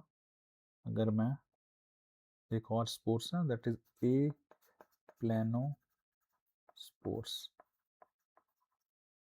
ओके, तो ये जो aplanospores है ये भी क्या है, एसेक्सुअल स्पोर्स है।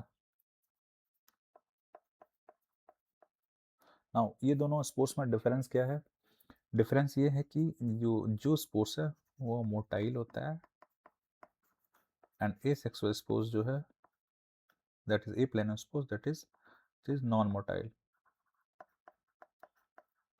यही इनके बीच में जो है वो बेसिक डिफरेंस है।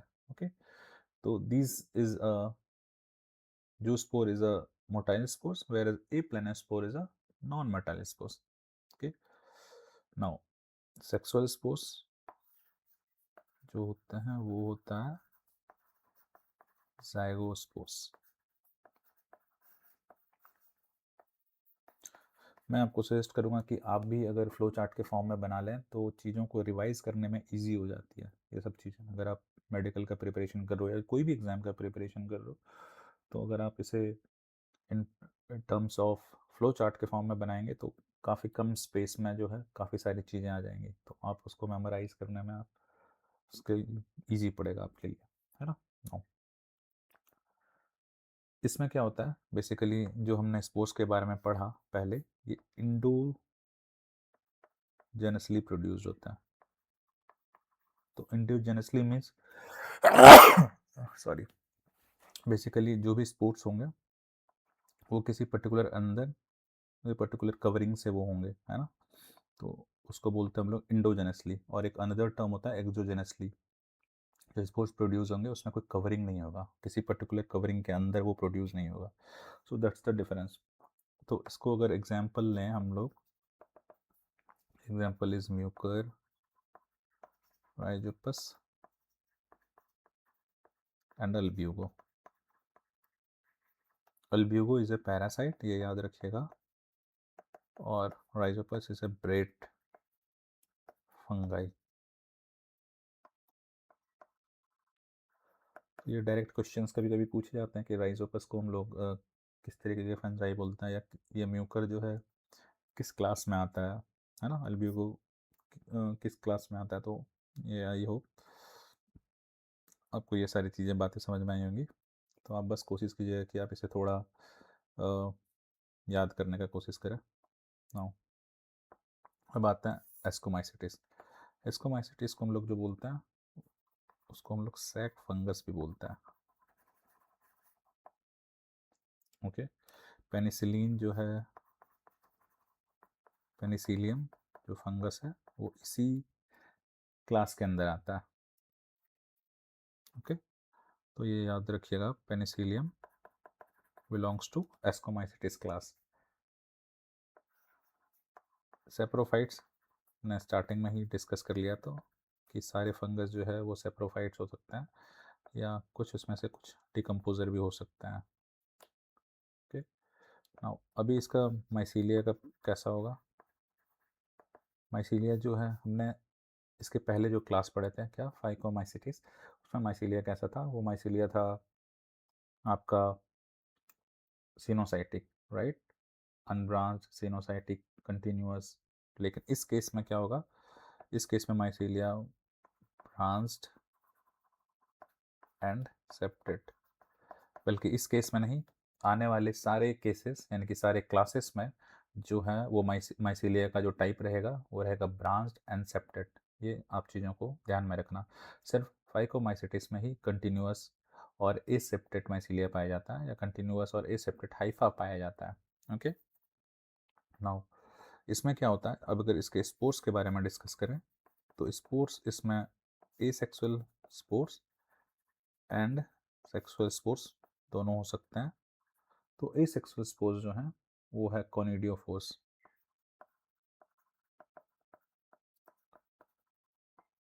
और सेक्सुअल स्पोर्स जो है उसको हम लोग बोलते हैं एस्कोस्पोर्स। ये याद रखिएगा। ओके, ये बहुत इंपॉर्टेंट है। ये सेक्सुअल स्पोर्स के बारे में हमने इंट्रोडक्शन में ओवरव्यू जब बता रहे थे वहाँ पे हमने डिस्कस नहीं किया, वहाँ पे हमने डिस्कस किया कि कैसे सिर्फ एक जाइगोस्पोर मेरे ख्याल से डिस्कस किया था, बट यहाँ पे different types of sexual spores भी प्रेजेंट होता है। तो वो एस्कोस्पोर्स कहाँ पे प्रेजेंट होता है, एस्कोमाइसिटिस में, और ये इंडोजिनसली प्रोड्यूस होता है। ये याद रखिएगा कि एस्कोस्पोर्स जो है वो इंडोजिनसली प्रोड्यूस होता है ना, वेयर एज कॉनिडियोफोर्स जो कि एसेक्सुअल स्पोर्स है, ये एक्सोजेनसली प्रोड्यूस होता है।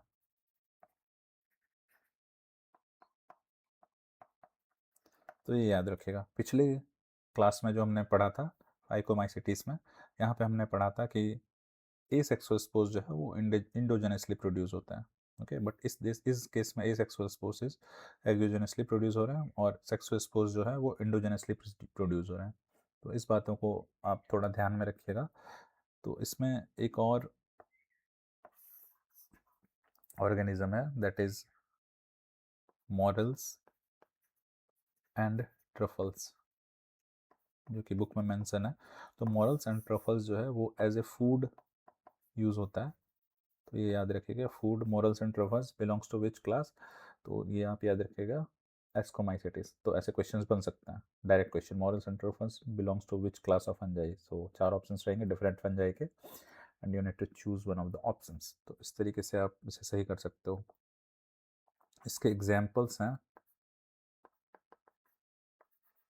Esper मिलस, Claviceps and Neurospora.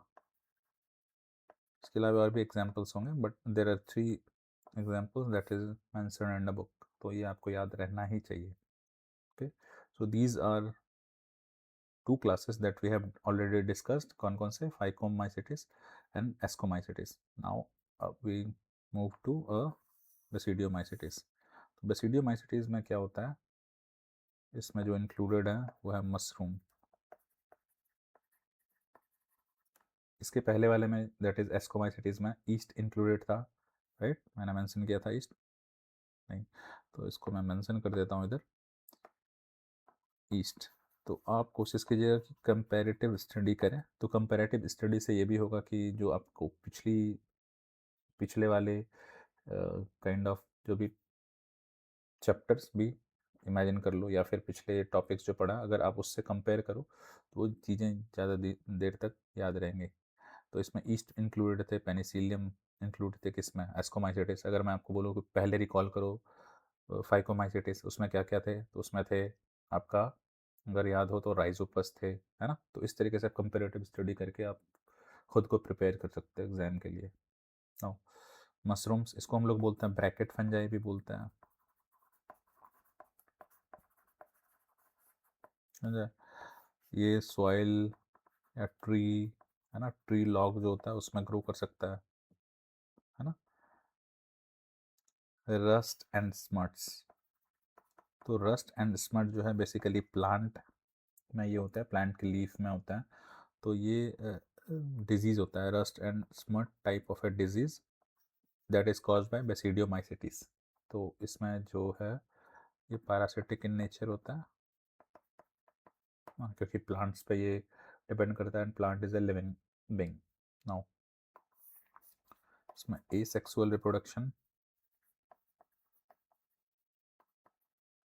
है ना, प्रेजेंट नहीं होता है, not present, but vegetative reproduction is common.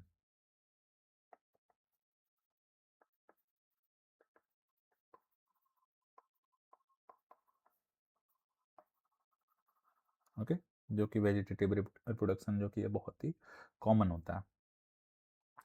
Sexual reproduction भी, और सेक्स ऑर्गन्स जो हैं वो प्रेजेंट नहीं होते, सेक्स ऑर्गन्स एब्सेंट, है ना। बट इन दिस केस जो आपको ओवरव्यू के टाइम पे बताया था कि plasmogamy and karyogamy, right, plasmogamy and karyogamy they produce, उसके बाद ये जो मियोसिस होता है ना, मियोसिस होने के बाद जो प्रोड्यूस होता है स्पोर्स, हम लोग उसको बोलते हैं बेसिडियोस्पोर्स। और ये बेसिडियोस्पोर्स कहाँ प्रोड्यूस होता है बेसिडियो कार्प में।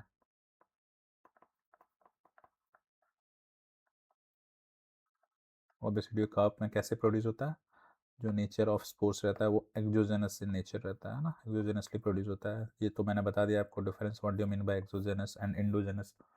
आई होप आपको वो रिकॉल कर सकते होंगे, बार बार बताने की ज़रूरत नहीं है।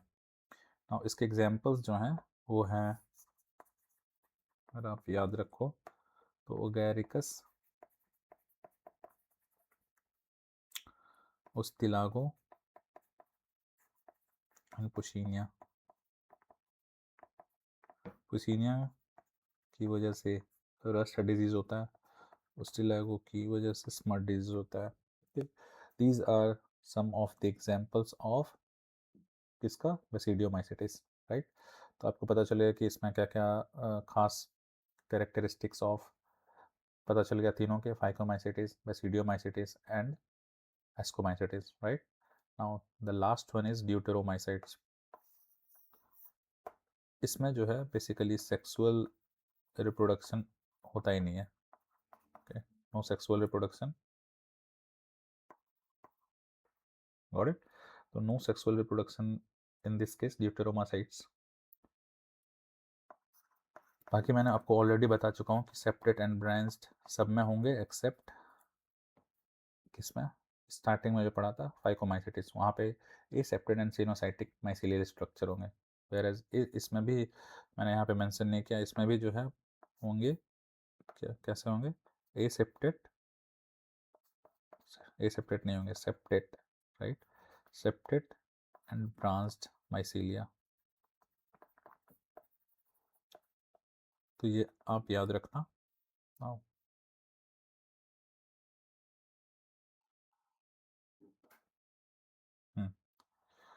ड्यूटेरोमाइसाइट्स को we also call it as a imperfect fungi.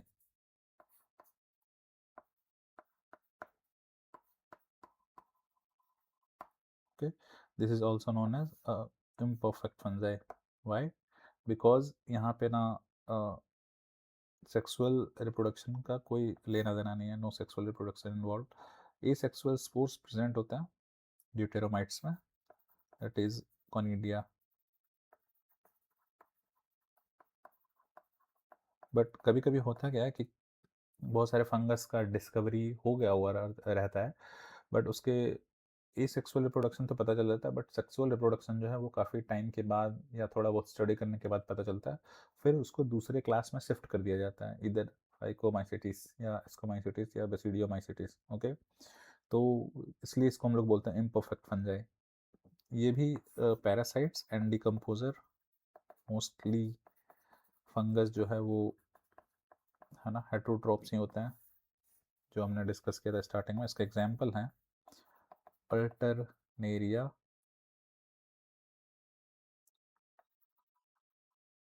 Colletotrichum,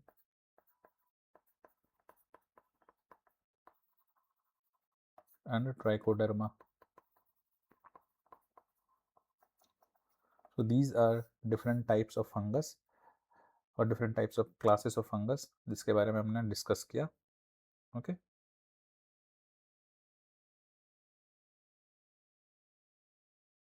ये आप देख सकते हैं जो हमने डिफरेंट क्लासेस डिस्कस किए फंगस के. यहाँ पे हमने सारे प्रॉपर्टीज़ के बारे में जाना, राइट. इधर जो था ये सारे फंगस का ओवरव्यू लिया, फिर उसके डिफरेंट क्लासेस के बारे में जाना, है ना. तो ये सब चीज़. हाँ, और इसके अलावा एक कॉन्सेप्ट रह गया हमारा जिसको हम लोग बोलते हैं गैमेट मॉर्फोलॉजी, है ना. तो जो गैमेट बनता है और या फिर सेक्सुअल रिप्रोडक्शन के लिए जो गैमेट फ्यूज़ होता है, तो सॉरी, तो वो गैमेट्स जो है उसका अपीयरेंस जो है वो कैन बी डिफरेंट, है ना. अगर मॉर्फोलॉजी ऑफ गैमेट्स देखें तो बेसिकली ये कंपैरिजन के टर्म्स में डिफाइन करते हैं इसको, मेल और फीमेल में, मेल एंड फीमेल के कंपैरिजन में इसको डिफाइन करते हैं. जहाँ पे आइसोगेमस गैमेट उसको बोलेंगे जो क्या होगा, मेल और फीमेल का जो shape and size appearance will be the same, है ना. वेयर एज एन आइसोगेमस में उसको बोलेंगे जहाँ पे मेल और फीमेल का और मेल का जो साइज़ है और स्ट्रक्चर है वो बहुत ही डिफरेंट रहेगा. Okay, so these are some of the concepts that is related to fungi. और इसको आप थोड़ा सा मेमोराइज करने का कोशिश करिएगा खुद से जो जो पढ़ा, और कोशिश कीजिएगा, मैं बार बार बोल रहा हूँ, फ्लो चार्ट के फॉर्म में, ताकि वो बहुत ही ईजी होता है इसे मेमोराइज करने और रिकॉल करने में. Okay, now this is fungus. अभी तक हमने पढ़ लिया. तो अभी तक हमने जो जो पढ़ लिया, किंगडम मोनेरा के बारे में पढ़ लिया, राइट. किंगडम मोनेरा पढ़ लिया, प्रोटिस्टा पढ़ लिया एंड फंजाई पढ़ लिया, राइट. अगर इसके सब क्लास देखें तो यू बैक्टीरिया, आर्के बैक्टीरिया, प्रोटिस्टा में हमने पढ़ा क्या क्या पढ़ा, क्राइजोफाइट्स पढ़ा, डाइनोफ्लैजिलेट्स पढ़ा, यूग्लेनोइड्स पढ़ा, फिर हमने पढ़ा प्रोटोजोअन्स पढ़ा, फिर हमने एक और पढ़ा स्लाइम मोड्स, राइट. फिर प्रोटोजोअन्स में डिफरेंट क्लासेस थे, एमीबॉइड थे, फिर थे क्या, सीलिएटेड थे, फिर फ्लैजेलेटेड थे, फिर स्पोरोजोन थे. तो ऐसे ही आप कोशिश करना खुद भी फ्लो चार्ट बना के याद करने का. बस फंगस में थे क्या क्या, फाइकोमाइसिटिस थे, एस्कोमाइसिटिस थे, राइट, बेसिडियोमाइसिटिस थे एंड ड्यूटेरोमाइसिटिस थे. तो ये सब जो जो इस चैप्टर का जो मेन कोर टॉपिक था वो कवर कर लिया, राइट. अब है 3 फाइल हमने कंप्लीट कर लिया. क्या क्या कंप्लीट कर लिया, आइए हम देखते हैं फिर से बुक को थोड़ा. अगर बुक में जाएं तो हमने मोनेरा कंप्लीट कर लिया, प्रोटिस्टा कंप्लीट कर लिया एंड फंगाई कंप्लीट कर लिया. अब है Plantae and Animalia. Now Plantae and Animalia में अगर आए हम तो इसमें अगर आप देखोगे तो प्लांट जो है वो बेसिकली यूकैरियोट से बना होता है ना. यूकैरियोट्स, इसके सेल वॉल जो है वो सेलुलोज से बने होते हैं, कंपेयर टू जो फंगस के सेल वॉल थे वो किससे बने थे, अगर आपको यार रिकॉल करो तो वो थे काइटिन से बने. ओके, नाउ ये जो है ऑटोट्रॉप होता है mostly. Few of the plants जो कि हेटरोट्रॉप की तरह भी एक्ट करते हैं, जिसको हम लोग कैस्क्यूटा, है ना, ये एक है, और है ना, जिसमें जो बेसिकली हेटरोट्रॉप की तरह एक्ट करते हैं, जो कि किसी इंसेक्ट्स को ये किल करके ये अपने न्यूट्रिएंट को लेता है. ओके, नाउ इस प्लांट में जो है बेसिकली जब हम उसको पढ़ेंगे, एक एक डिफरेंट चैप्टर डेडिकेटेड है प्लांट से क्लासिफिकेशन से रिलेटेड, तो वहाँ पे हम लोग पढ़ेंगे जिम्नोस्पर्म, एंजियोस्पर्म्स का difference, classification, bryophyta, pteridophyta. Okay, and then there is algae. so these all classes belongs to plant kingdom, जिसको हम लोग in detail in depth study करेंगे एक अलग यूनिट में। वैसे ही एनिमल किंगडम है ना, प्लांट किंगडम के बाद एनिमल किंगडम जो है इसको हम लोग इन डेप्थ स्टडी करेंगे एक अलग यूनिट में, एक अलग चैप्टर में, जहाँ पे ये प्लांट किंगडम अगर आप कैरेक्टरिस्टिक देखो तो यूकैरियोट से बना होता है। इसमें सेल वॉल प्रेजेंट होता है एब्सेंट, तो सेल वॉल जो है वो एब्सेंट होता है, ये याद रखना। ओके, और ये वो सारे के सारे ऑर्गेनिज्म जो है हेट्रोट्रॉप होता है, और हेट्रोट्रॉप में भी जो मोस्ट ऑफ द ऑर्गेनिज्म है वो होलोजोइक होता है। So what do you mean bye holozoic? Holozoic का मतलब ये होता है कि ये इट इंजेस्ट फूड, है ना, तो इंजेस्ट फूड, तो ये होता है जब ingest food using a organ, मतलब mouth as a mouth organ, तो माउथ से जब फूड का इंटेक करते हैं हम लोग तो उसको हम लोग बोलते हैं होलोजोइक टाइप ऑफ न्यूट्रिशन, है ना, तो ये याद रखना। हाँ, होलोजोइक से हमें याद आया, यहाँ पे मैंने एक पॉइंट मिस कर दिया था, फंगाई जब पढ़ रहे थे, फंगस क्योंकि वो सेप्टोट्रॉप है ना और हेट्रोफाइट से, तो there are fungus that is also present in dung. Dung means गोबर, है ना, यानी कि फीकल मटेरियल ऑफ काउ, जिसको हम लोग बोलते हैं, ये डंग में जो प्रेजेंट होता है इसको हम लोग बोलते हैं coprophilous.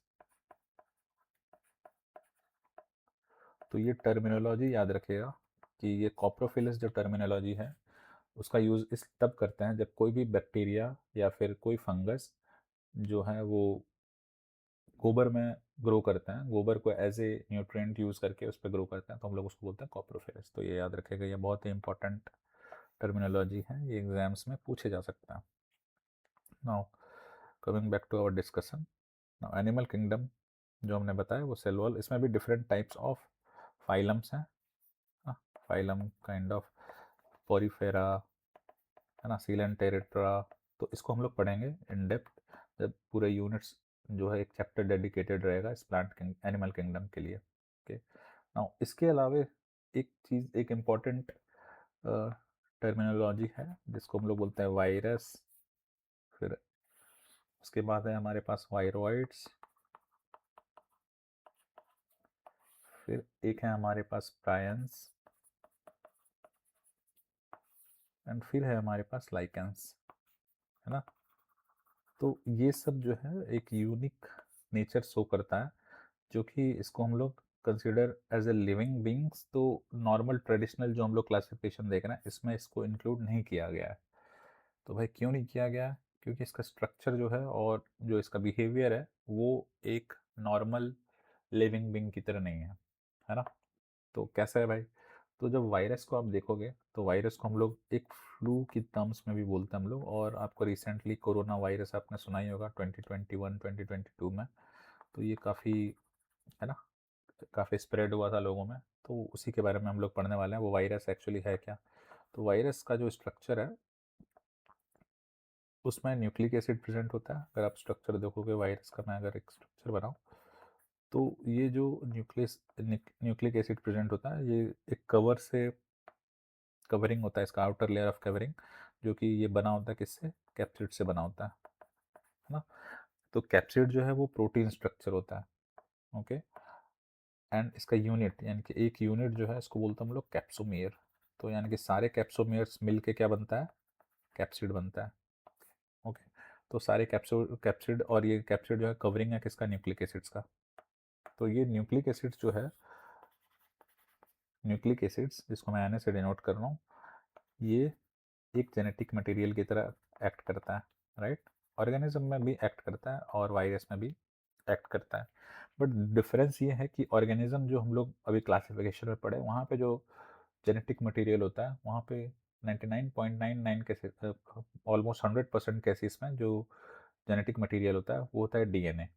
Okay, whereas in this case, virus के केस में genetic material can be DNA और आरएनए, है ना। लेकिन एक चीज़ आपको ध्यान रखना कि जेनेटिक मटेरियल अगर डीएनए है तो डीएनए ही होगा, ये नहीं कि उसमें आरएनए का भी मिक्स्ड होगा, ऐसा नहीं है। अगर आरएनए है तो आरएनए ही होगा, यानी कि जेनेटिक मटेरियल दोनों हो सकता है लेकिन दोनों साथ में जेनेटिक मटेरियल हो ऐसा कहीं पॉसिबल नहीं हुआ, ऐसा कहीं वायरस में अब तक दिखा नहीं। ओके, तो DNA can be a single standard DNA और डबल स्टैंडर्ड डीएनए, ये याद रखना। और RNA can be a single standard RNA और डबल स्टैंडर्ड आरएनए, दोनों पॉसिबिलिटीज हैं, है ना। नाउ अभी ये सिंगल स्टैंडर्ड डीएनए जो है ना, और सिंगल स्टैंडर्ड आरएनए सॉरी, ये जो है, ये जो प्रेजेंट होता है वो बेसिकली प्लांट वायरस में प्रेजेंट होता है। But it's not absolute truth, but most cases में देखा गया कि जो भी प्लांट वायरस है उसमें सिंगल स्टैंडर्ड आरएनए पाए गए हैं। Okay, now same applies to double standard DNA. एक होता है बैक्टीरियोफेज। तो बैक्टीरियोफेज क्या होता है? तो वैसे बैक्टीरिया, वैसे वायरसेस जो बैक्टीरिया को इन्फेक्ट करता है, तो उसको हम लोग बोलते हैं बैक्टीरियोफेज, है ना। वैसे वायरसेस जो बैक्टीरिया को इन्फेक्ट करता है, तो उसको हम लोग बोलते हैं बैक्टीरियोफेज, ये याद रखिएगा। नाउ अभी जो बाकी जो सिंगल स्टैंडर्ड डीएनए हैं और ये सब जो है बेसिकली डबल स्टैंडर्ड आरएनए, ये सब जो चीज़ हैं ये प्रेजेंट होते हैं एनिमल्स में। Animals, double standard DNA is also present in animal virus. Okay, ये भी एनिमल वायरस में प्रेजेंट होता है।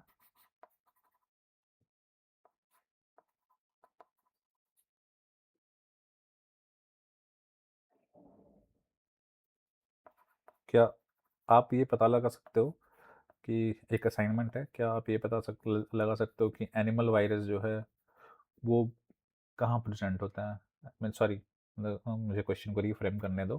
बेसिकली जो मैंने यहाँ पे जैसे बताया ना, सिंगल स्टैंडर्ड आरएनए जो है वो प्लांट वायरस में मोस्टली प्रेजेंट होता है, double standard DNA. So same कि आप बता सकते हो कि एनिमल वायरस में कौन सा सबसे ज़्यादा पाया जाता है, क्या सिंगल स्टैंडर्ड डीएनए है या डबल स्टैंडर्ड आरएनए? तो ये आप खुद से ही थोड़ा सर्च करना और इस कमेंट में बताना मुझे। Okay, now coming back to the other factor that is viroids. But इसको पढ़ने से पहले कुछ एक इम्पॉर्टेंट साइंटिस्ट का नाम जान लेते हैं जिन्होंने वायरस को खोजा। तो वायरस का जो डिस्कवरी है, basically it belongs to, there is a three different scientist, that is Dmitri Ivanovsky. This is important why, ये साइंटिस्ट का नाम क्योंकि क्वेश्चंस में आता है ये, दैट्स वाई इसको पढ़ना जरूरी होता है। एम डब्ल्यू बीजरनिक,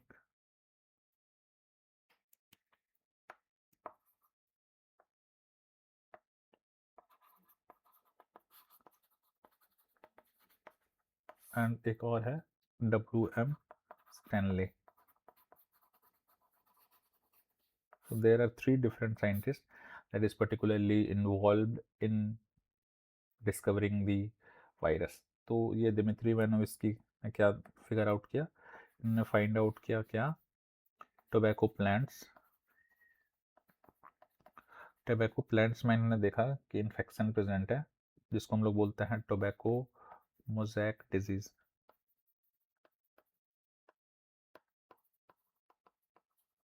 इन्होंने देखा कि जो bacterial filter, what is bacterial filter? तो बैक्टीरियल फिल्टर ऐसा है कि दैट बैक्टीरिया, उसके फिल्टरेशन के पोर्स को इतना स्मॉल किया जाता है कि जहाँ से बैक्टीरिया पास ना हो सके उस पोर से। यूजुअली हम लोग बैक्टीरियल फिल्टर एक्सपेरिमेंट में भी यूज़ करते हैं। कोई भी अगर लैब में कोई भी अगर मीडिया यूज़ करते हैं, किसी मीडिया को ग्रो करने के लिए किसी पर्टिकुलर ऑर्गेनिज्म को, तो उस मीडिया को स्टेरलाइज करना पड़ता है। स्टेरलाइज मीन्स उसमें इस तरीके से उसे बनाना पड़ता है, उसको इस तरीके का कंडीशन प्रोवाइड करना पड़ता है कि जिसमें कोई दूसरे ऑर्गेनिज्म ग्रो ना हो। तो अगर स्टेरलाइज करना हो, तो स्टेरलाइज करने के लिए वहाँ पे हम लोग बैक्टीरियल फिल्टर यूज़ करते हैं, ताकि जितने भी बैक्टीरिया हों उसमें वो फिल्टर हो जाएं और वो स्टेरलाइज हो जाएं। द सेम इन्होंने क्या किया, वो जब टोबैको मोज़ैक वायरस वाला इन्फेक्टेड प्लांट था उसको जब बैक्टीरियल फिल्टर से क्रॉस कराया, तो देखा गया कि वो जो है क्रॉस कर गया, I mean it passes through bacterial filter.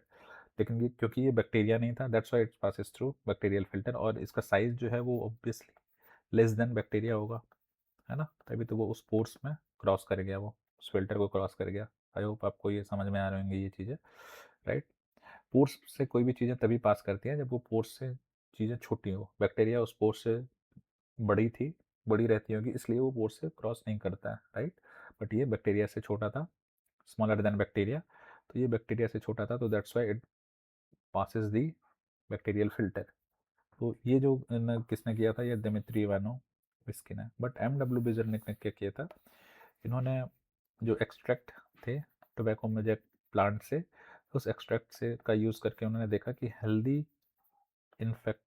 Healthy tobacco plants जो है वो भी इन्फेक्टेड हो गए। तो उनको ये पता चला कि there something that is passing in, right, from these tobacco mosaic disease infected plant to healthy plant. तो इन्होंने ये डिसाइड किया, फिगर आउट किया। डमलो एम स्टैनले ने क्या किया, इन्होंने जो है बेसिकली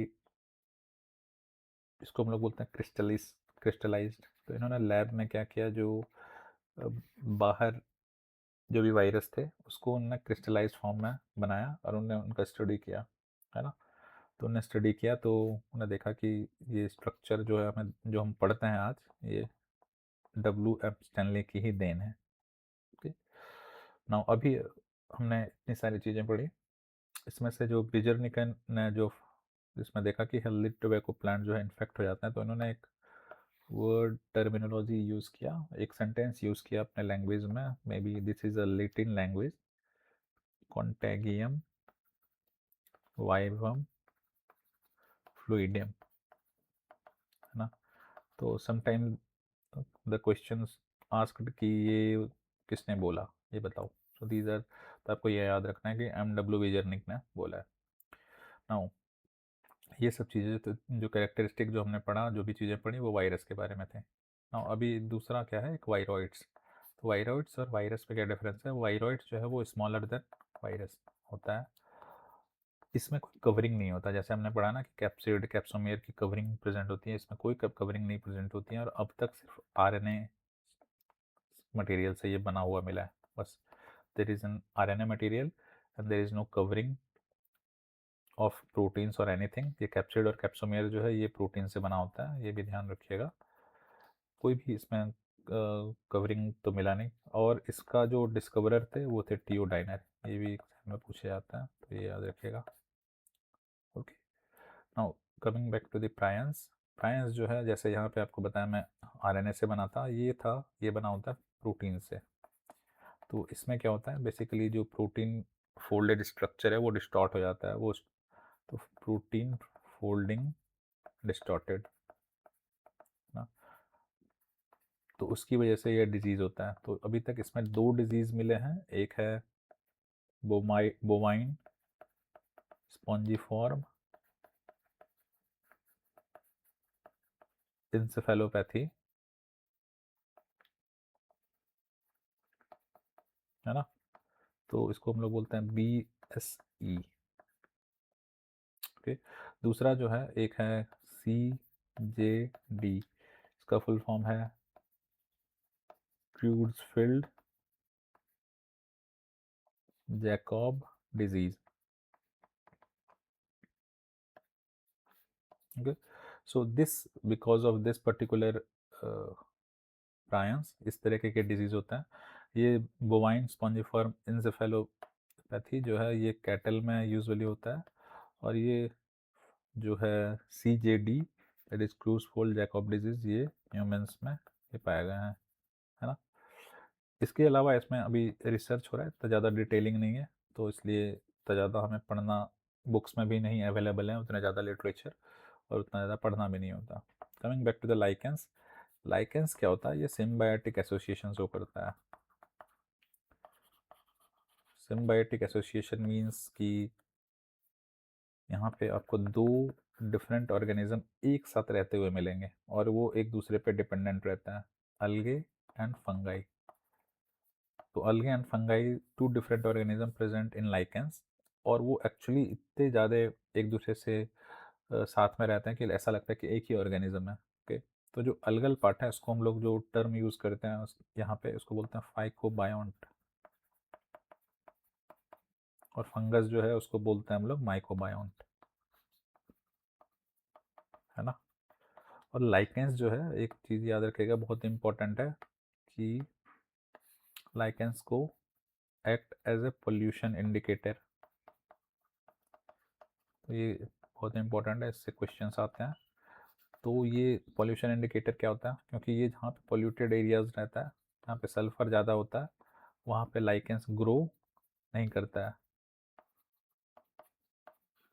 वहाँ पे लाइकेंस ग्रो करता ही नहीं है। Okay, so these are all of the concepts जो कि बायोलॉजिकल क्लासिफिकेशन के चैप्टर में है, जिसे हमने काफ़ी डिटेल्स में पढ़ा, एक एक चीज़ जाना, एक एक वर्ड का मतलब समझने का कोशिश किया। अगर आप ये फर्स्ट टाइम क्लास ले रहे हो तो आपको उस चीज़ें समझ में भी आएंगी, लेकिन हाँ, वो आपको पेशेंटली थोड़ा देखना पड़ेगा टाइम लगा के। तो these are the concepts that we have studied till now.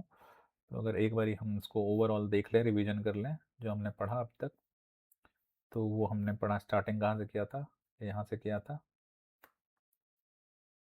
है ना।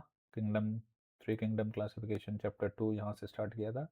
सो these are all the concepts that we have studied. Three kingdom पढ़ा, फोर किंगडम पढ़ा, फिर फाइव किंगडम क्लासिफिकेशन पढ़ा, फिर कैरेक्टरिस्टिक्स पढ़ा, फिर हमने पढ़ा कि ये फाइव किंगडम कौन कौन है, कौन से साइंटिस्ट ने दिए थे। फिर हमने किंगडम मोनेरा के बारे में पढ़ा कि भाई ये क्या है, फिर इसके बारे में पढ़ा, eukaryote, eubacteria and archaebacteria के बारे में पढ़ा, है ना। फिर हमने पढ़ा प्रोटिस्टा के बारे में पढ़ा कि क्या है ना। किंगडम प्रोटिस्टा के बारे में, डिफरेंट क्लासेस के बारे में पढ़ा, फिर सब क्लासेस पढ़ा, डिफरेंट फाइलम पढ़ा, इसमें प्रोटोजोआ के एग्जाम्पल्स को पढ़ा क्या है। फिर आगे जो हमने पढ़ा वो फंगस के बारे में पढ़ा, है ना। तो आई होप चीज़ें आपको समझ में आई हो आए। और मेरे ख्याल से अगर आप ये लेक्चर अटेंड करने के बाद अगर आप बुक पढ़ेंगे तो आपको बुक ज़्यादा अच्छे तरीके से समझ में आएंगी, है ना। ये रहा ये बुक।